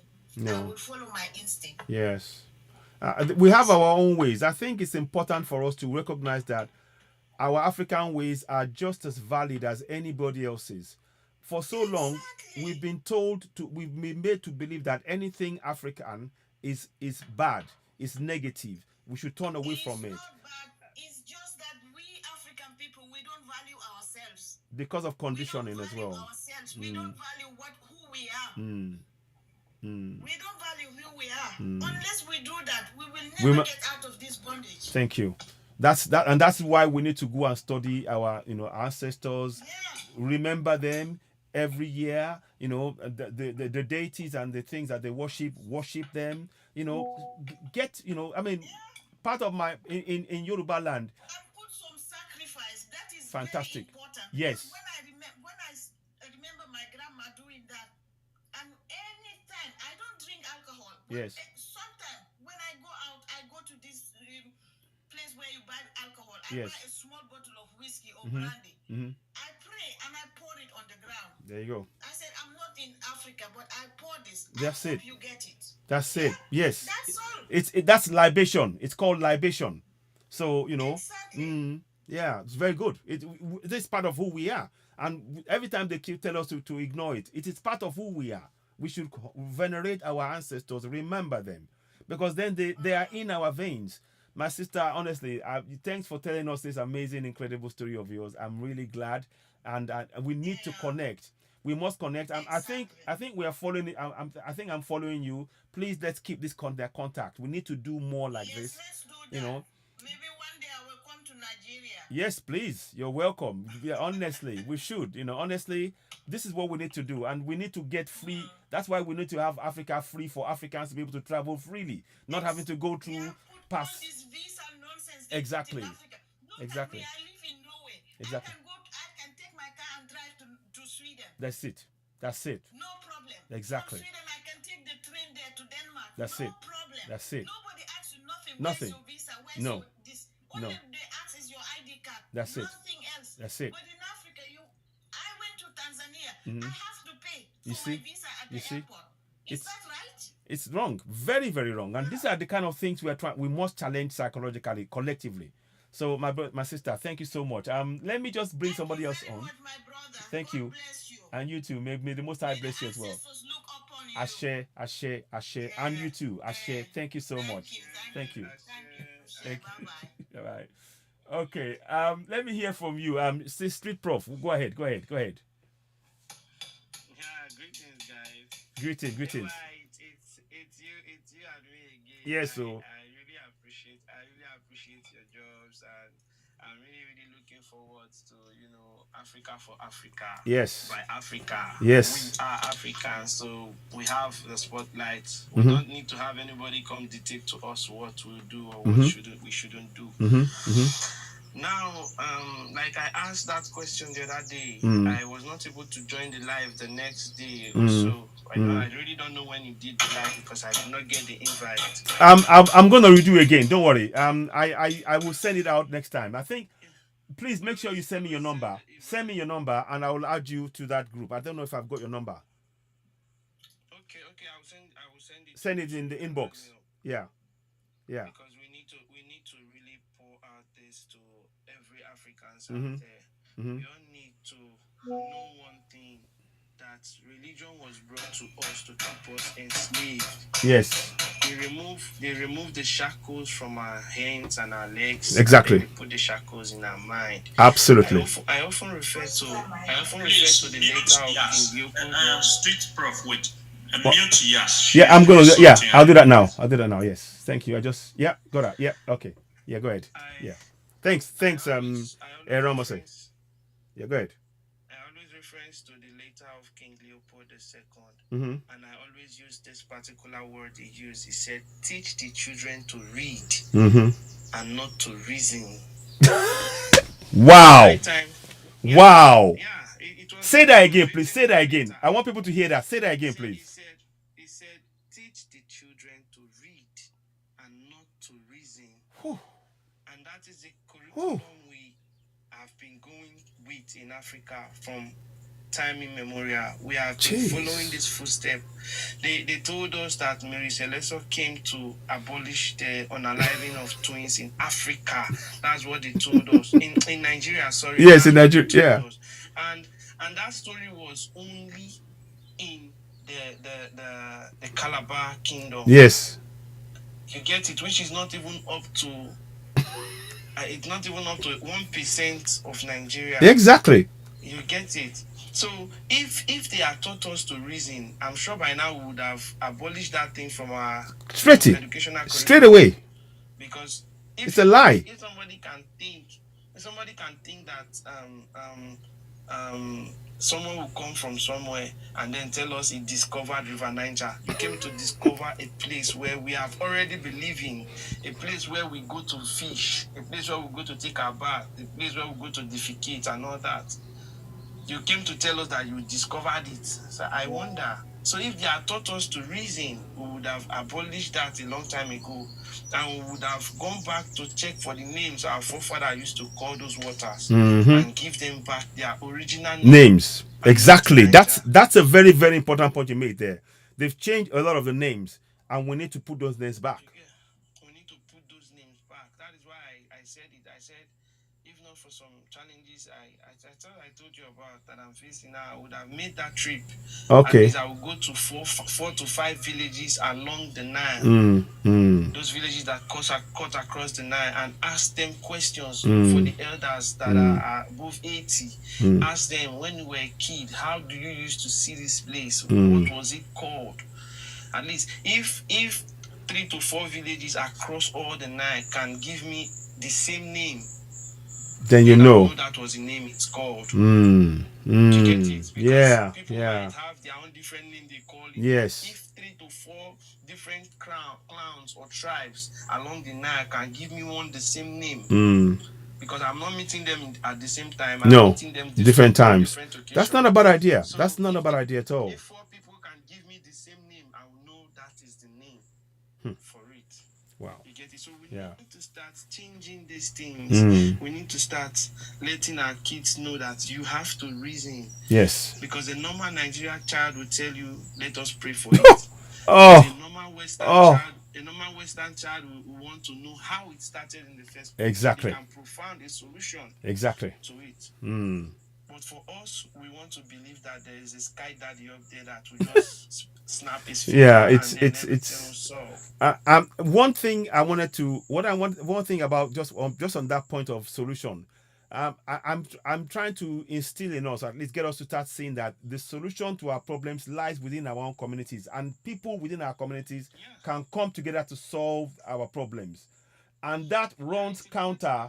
It runs counter to this idea of Jesus Christ or Allah coming to help you, because once you start thinking about solving your problems, then you're removing you're taking the power from them, and they don't want us to do that, and that is exactly what we need to do, in our communities. That is why I said they put the shackles in our mind. People can memorize the Bible back to back, but they cannot memorize their constitution.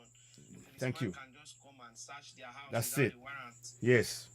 A Exactly. policeman But can just stop them and arrest them for no reason. Yeah.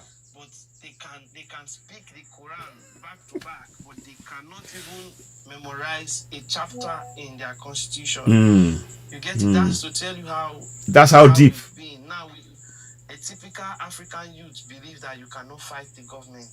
When you're saying something, say, no, government, no, you can't fight the government.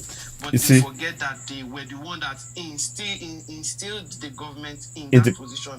They instilled the government in that position. They can take that power from that man. Indeed. They can take that power from that woman if they know their rights. If they know that they can go to a court of law and file a petition. If they know they can go to a law court and then file a petition against the government pertaining this particular thing, and the government will be pulled down and will come on seek to explain to us why that thing is that way.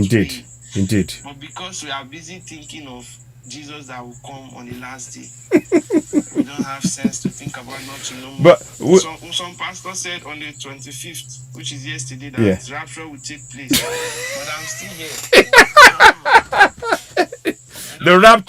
The rapture happened only in his mind. Never mind it. It only happened in his mind.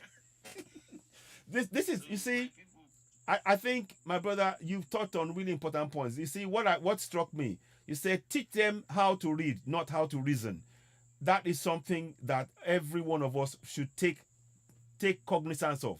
That is exactly what these religions of Islam and Christianity has done to us. Prevent us from using our minds to solve our own problems. To always live. I mean, I read something somewhere.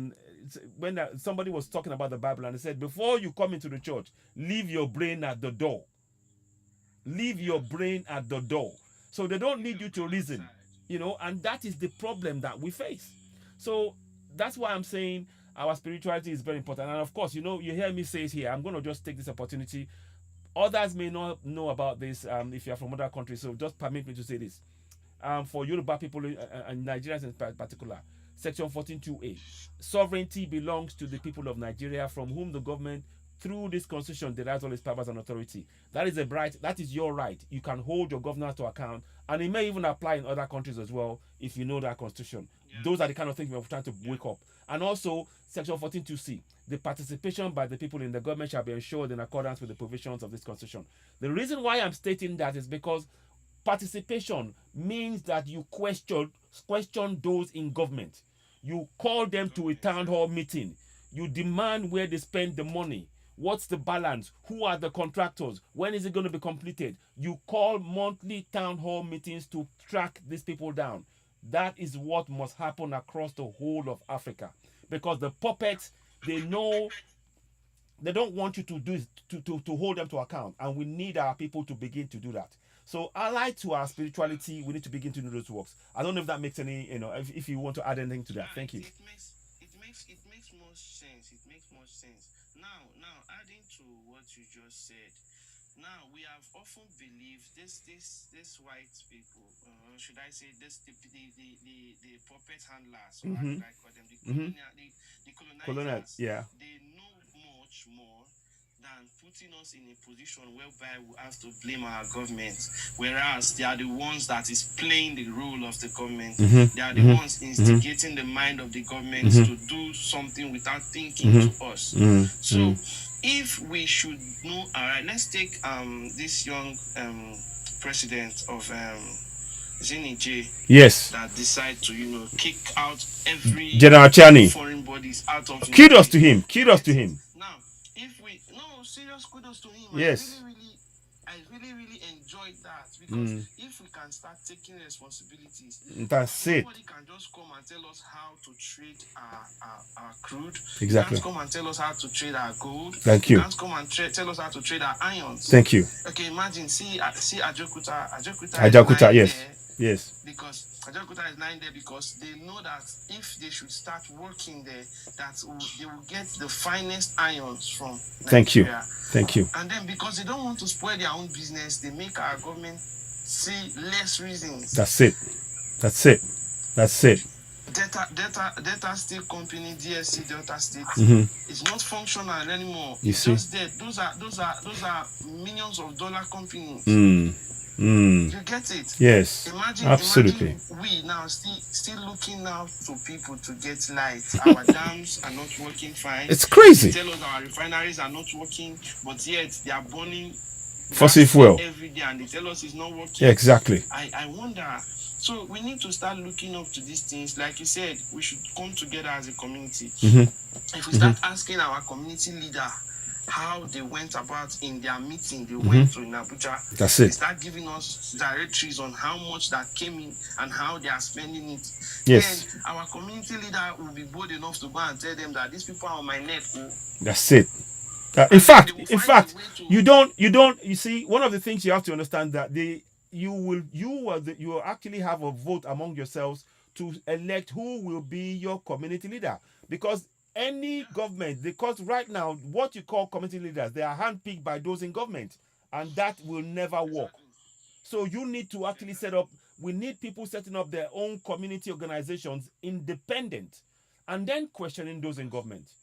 That is the only way to break the back of this, and that is why it has to start from within the community. Anybody outside trying to help, you cannot help. You got to start from within. So, but the knowledge and awareness is the kind of thing we're doing now to hopefully wake up the minds of our people. And that is why the spirituality is very strong. When you are strong spiritually, you are able to take on the task you need to take on. Our spirituality is weak, and that is why the government is able to put people anyhow, because spiritually we've been put to sleep. So it goes hand in hand. But yeah. Okay, yeah, go ahead. Street Prof, 1 second. Go ahead. Yeah. Go ahead, Enomase. Yeah. The former governor of Imo State, his name was his name is Richard Sokoroncha. Yes. He once said something. He said, "Do you know why we politicians steal money?" He said, "Because we take oath of office either by Bible or by Quran." He said none of them are powerful, that they are not afraid of it. There you go. He said no politician will steal money if they use Ahmadiyya. You see? To take oath of office. He said because they will die. You see? He was still a sitting governor when he made that When he made that statement. You see that now? Yes. You see? The video is out there. Oh, please. Can you send me that link? Send me a link of it to my inbox, because I can actually. I will search for it. I will send you the link. We already. Thank you. Fantastic. Go ahead.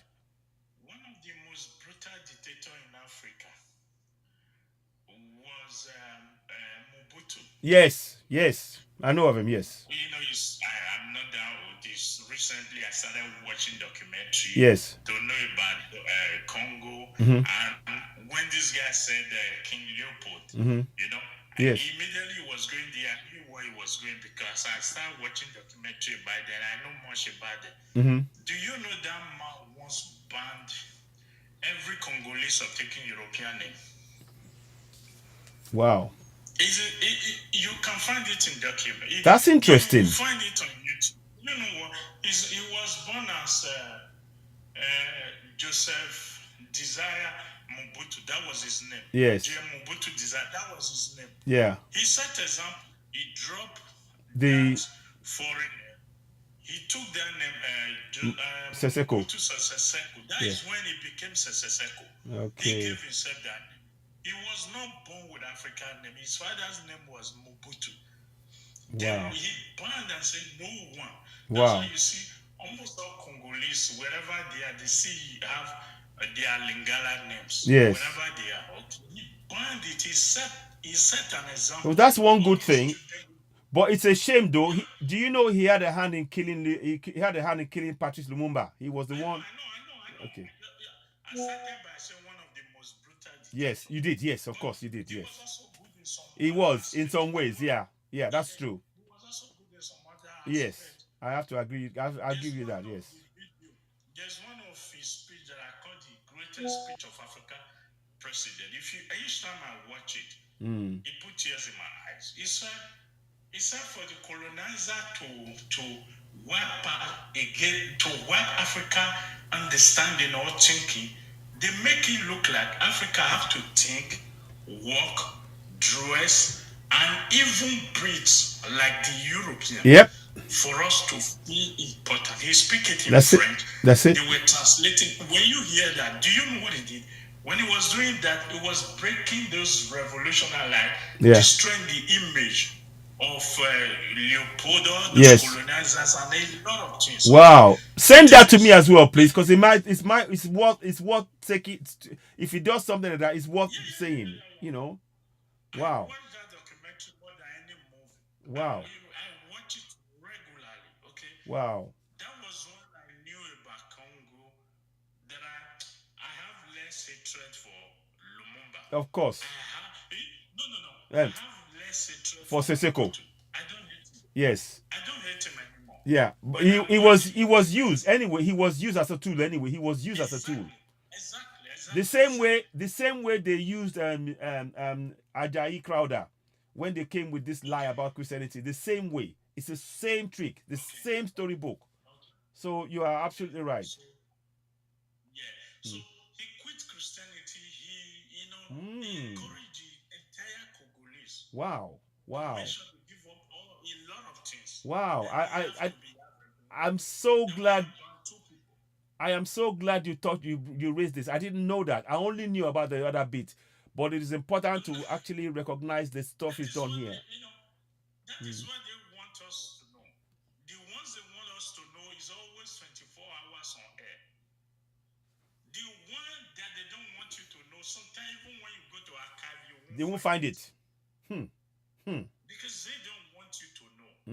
They don't want you to know. No. Just like Gaddafi, I was small when I heard. Yes. I was small at that time. Don't even know who is Gaddafi. I thought it was in my next village. When I heard in 2010 it was going to be killed. I was small. I don't even know. I thought it was in my neighboring village, like Auchi. That was in my mind. But they fulfilled that prophecy in year 2011. At that time, I was talking about 90. I was still in primary school. I don't even know how the life was at that time. There have been a propaganda.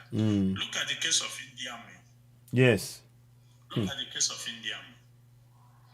You see, this is Israeli and all these things. Yes. India talk about it. Yes, it did. Idi Amin once told the Ugandans to start behaving like Nigeria, the women. Yes. To start waking up and be.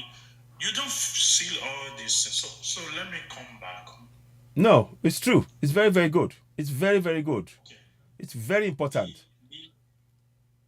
The ideas is that all African leaders have to be painted more darker than they are. Exactly.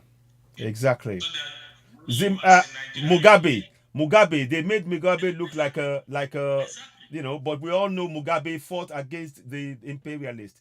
I mean, America and Exactly. UK, they promised to give 1 billion.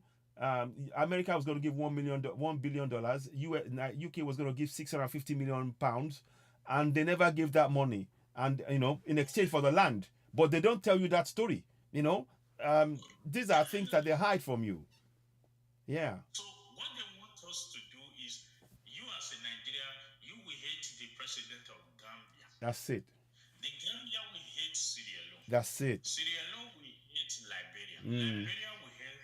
At the end of the day, we will hate each other. mm, If you hate my father, I will yeah. hate yours. Yes.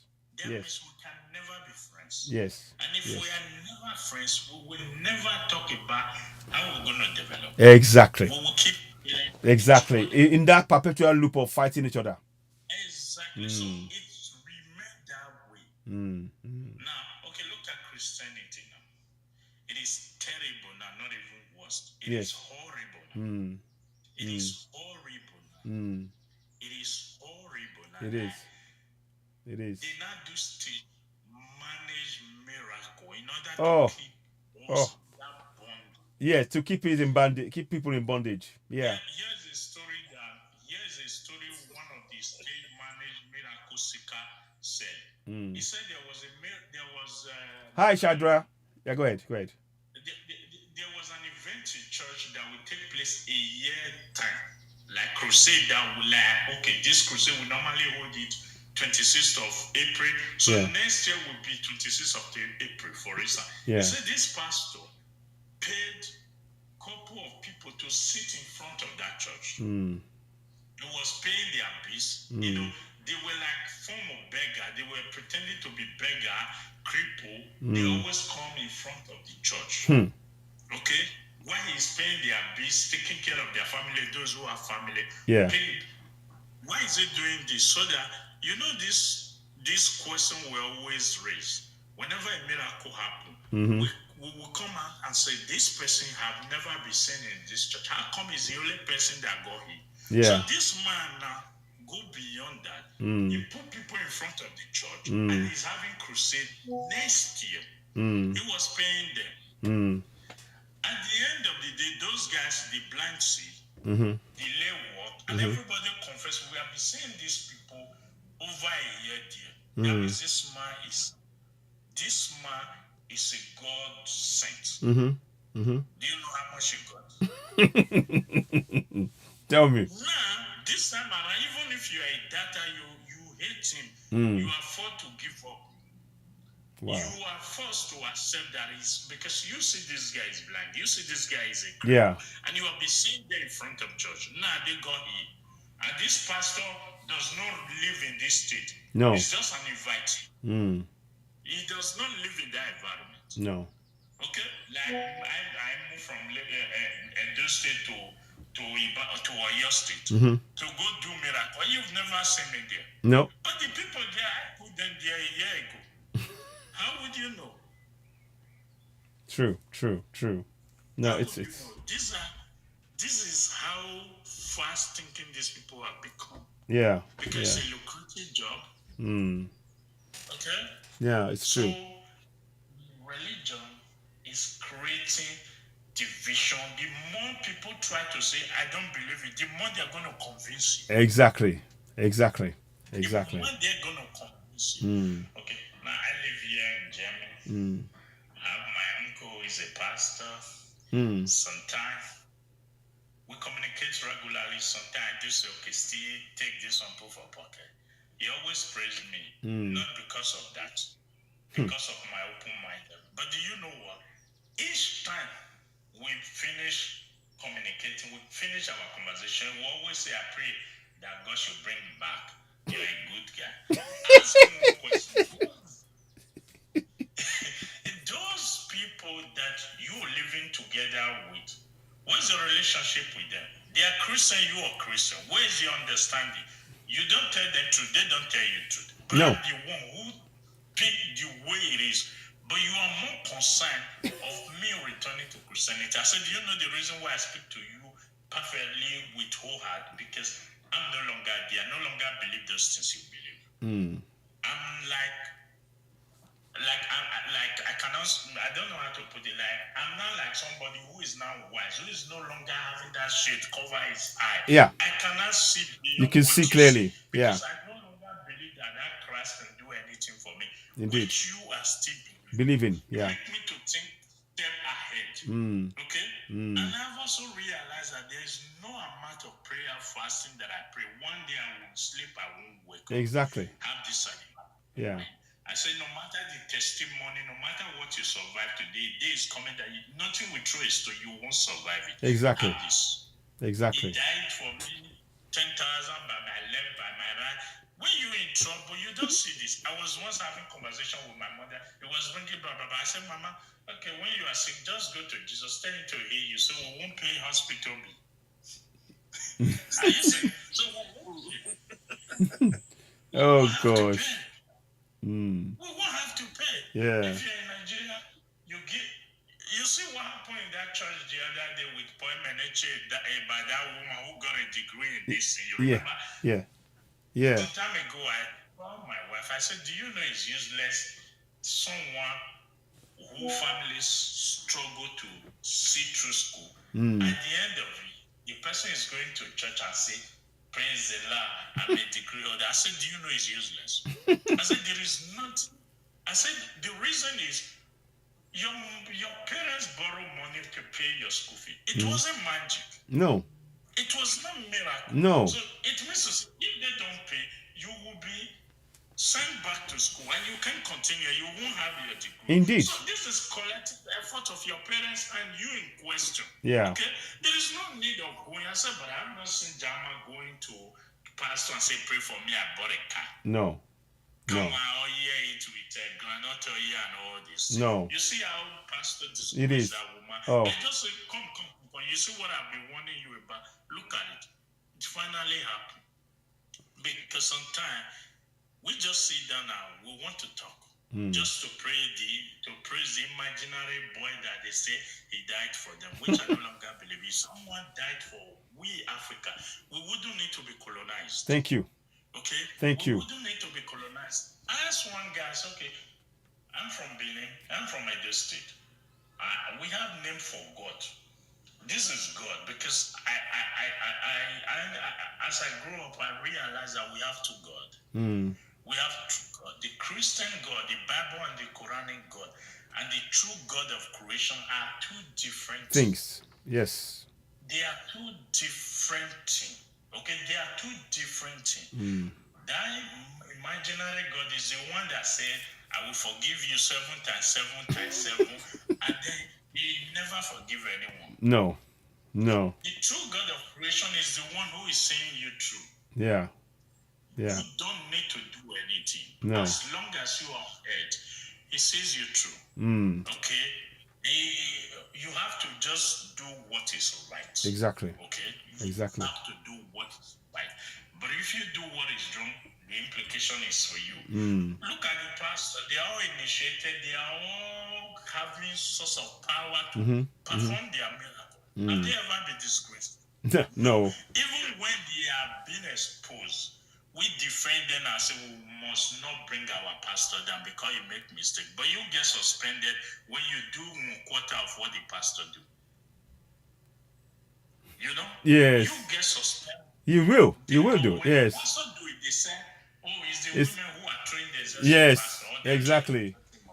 It's a human being. But when ordinary member do it, it's a sinner. Yeah. You Yeah. see it? It's The captain cannot be wrong. no, But exactly. the rest, the subjects are always wrong. Wrong. A king cannot be wrong. That's exactly. So Christianity gives you ideology. Yeah. Don't think. Yeah, exactly. Obey. Obey. You must not question. Exactly. Whenever you ask questions, they say don't read it like newspaper. Exactly. The Holy Spirit will direct you. Ask somebody question. I said, do you know what is it? 10 commandments is useless when they tell you Bible said it. I said no, because in our community, if you keep, you know the implication. If you steal, you know the implication. Exactly. If you see another woman wife, you know the Implication. If you go and bring thou shalt not worship another god. I said, if you go and bring another gods from another village and say this is what you want, you will face problem. You will Exactly. face problem because you already have their own god. Ten Commandments, I break it down. I say, listen, bro, it does not make sense. It doesn't. It does not make sense. We already obey these things before they brought us. Exactly. Before they bring us. We already obey these things. We follow. Go and look at it. Yeah. It's natural law. Kiss somebody and then we let him go for free. Yeah. Never. No. When a man go after a married woman, we know the implication. Exactly. Sorry to jump in. Newport said this all in his letter. That is why I always encourage people to go and read That letter.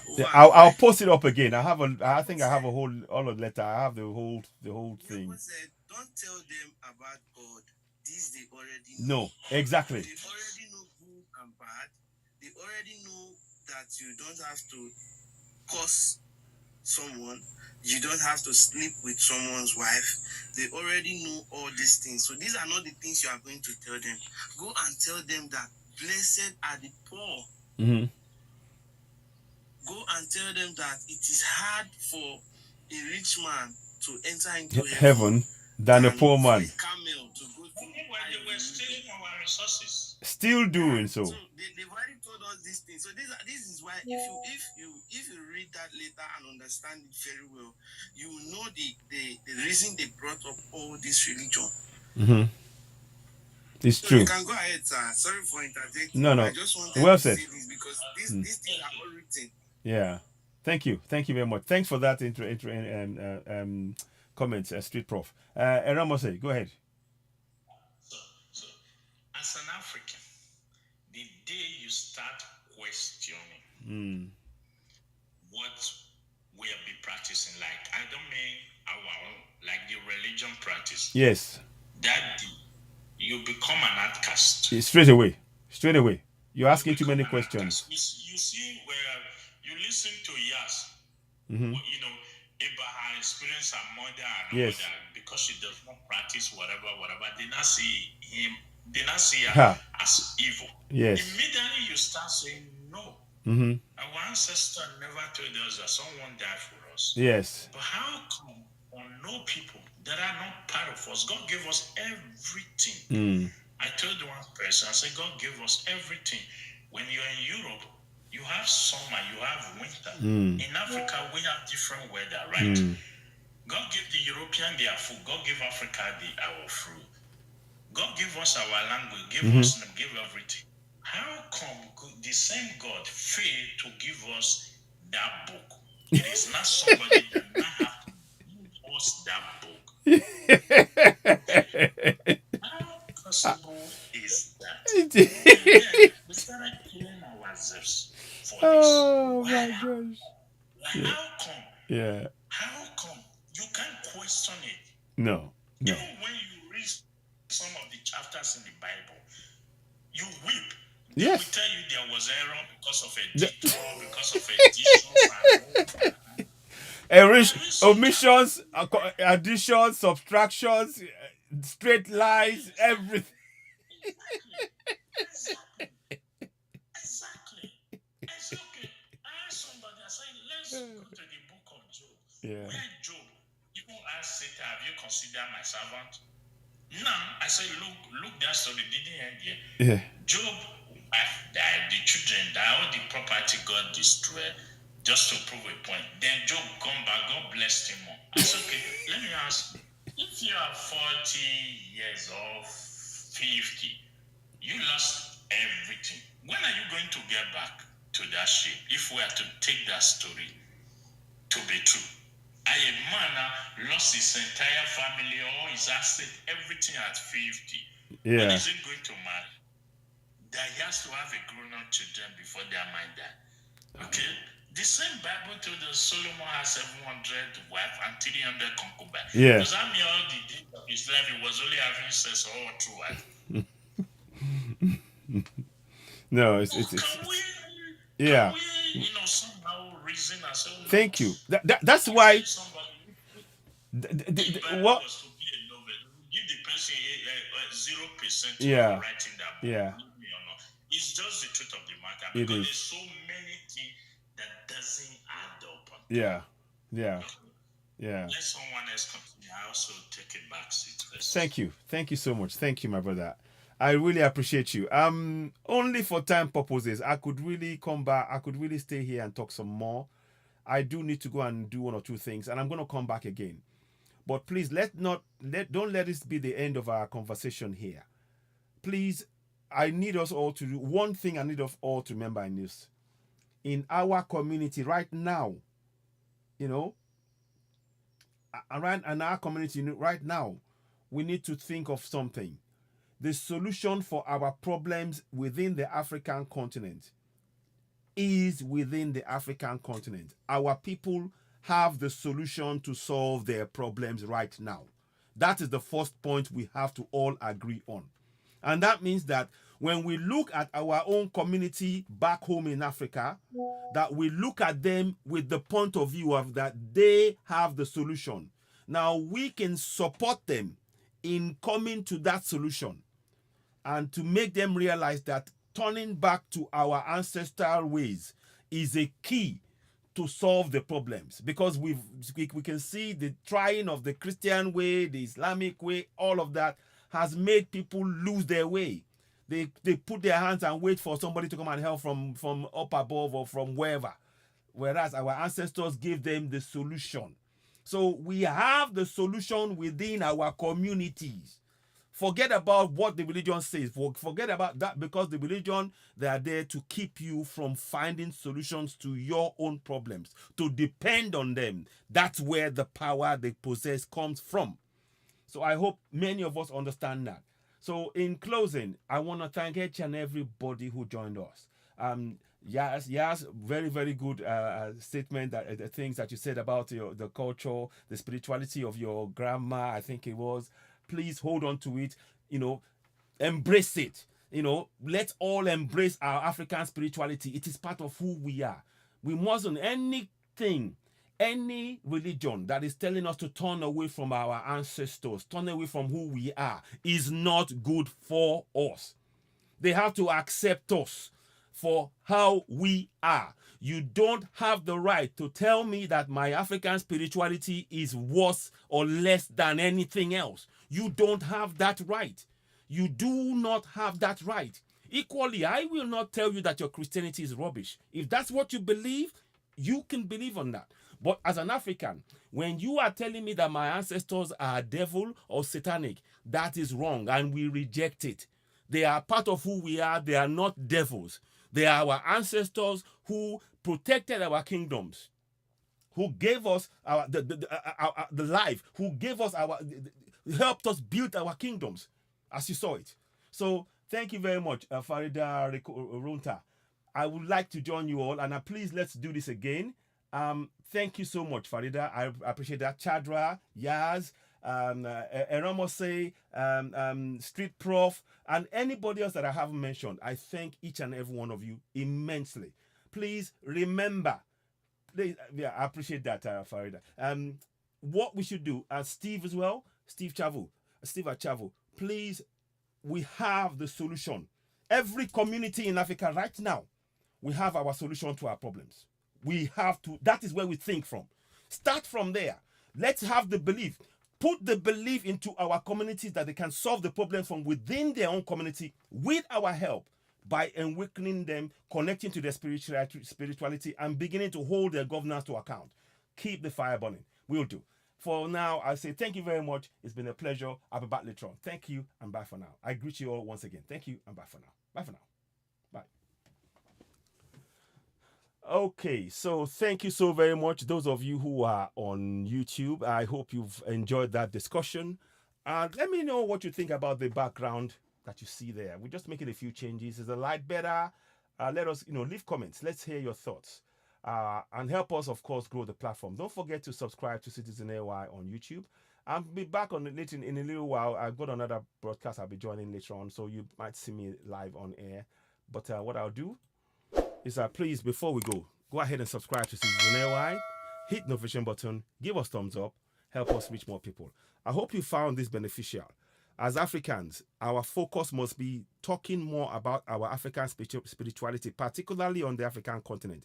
We need to breathe life into our African spirituality. We must breathe life into it. And our people has the solutions to the problems within their community. They just don't know it yet. Our job is to help them to come to that realization that they can solve their own problems within their own community. That is the way to go for us all. I hope you found this beneficial. If you do, please subscribe to Citizen AY, hit the notification button, and of course, give us the thumbs up. I thank you all once again. I'll be back later on. Thank you, and bye for now.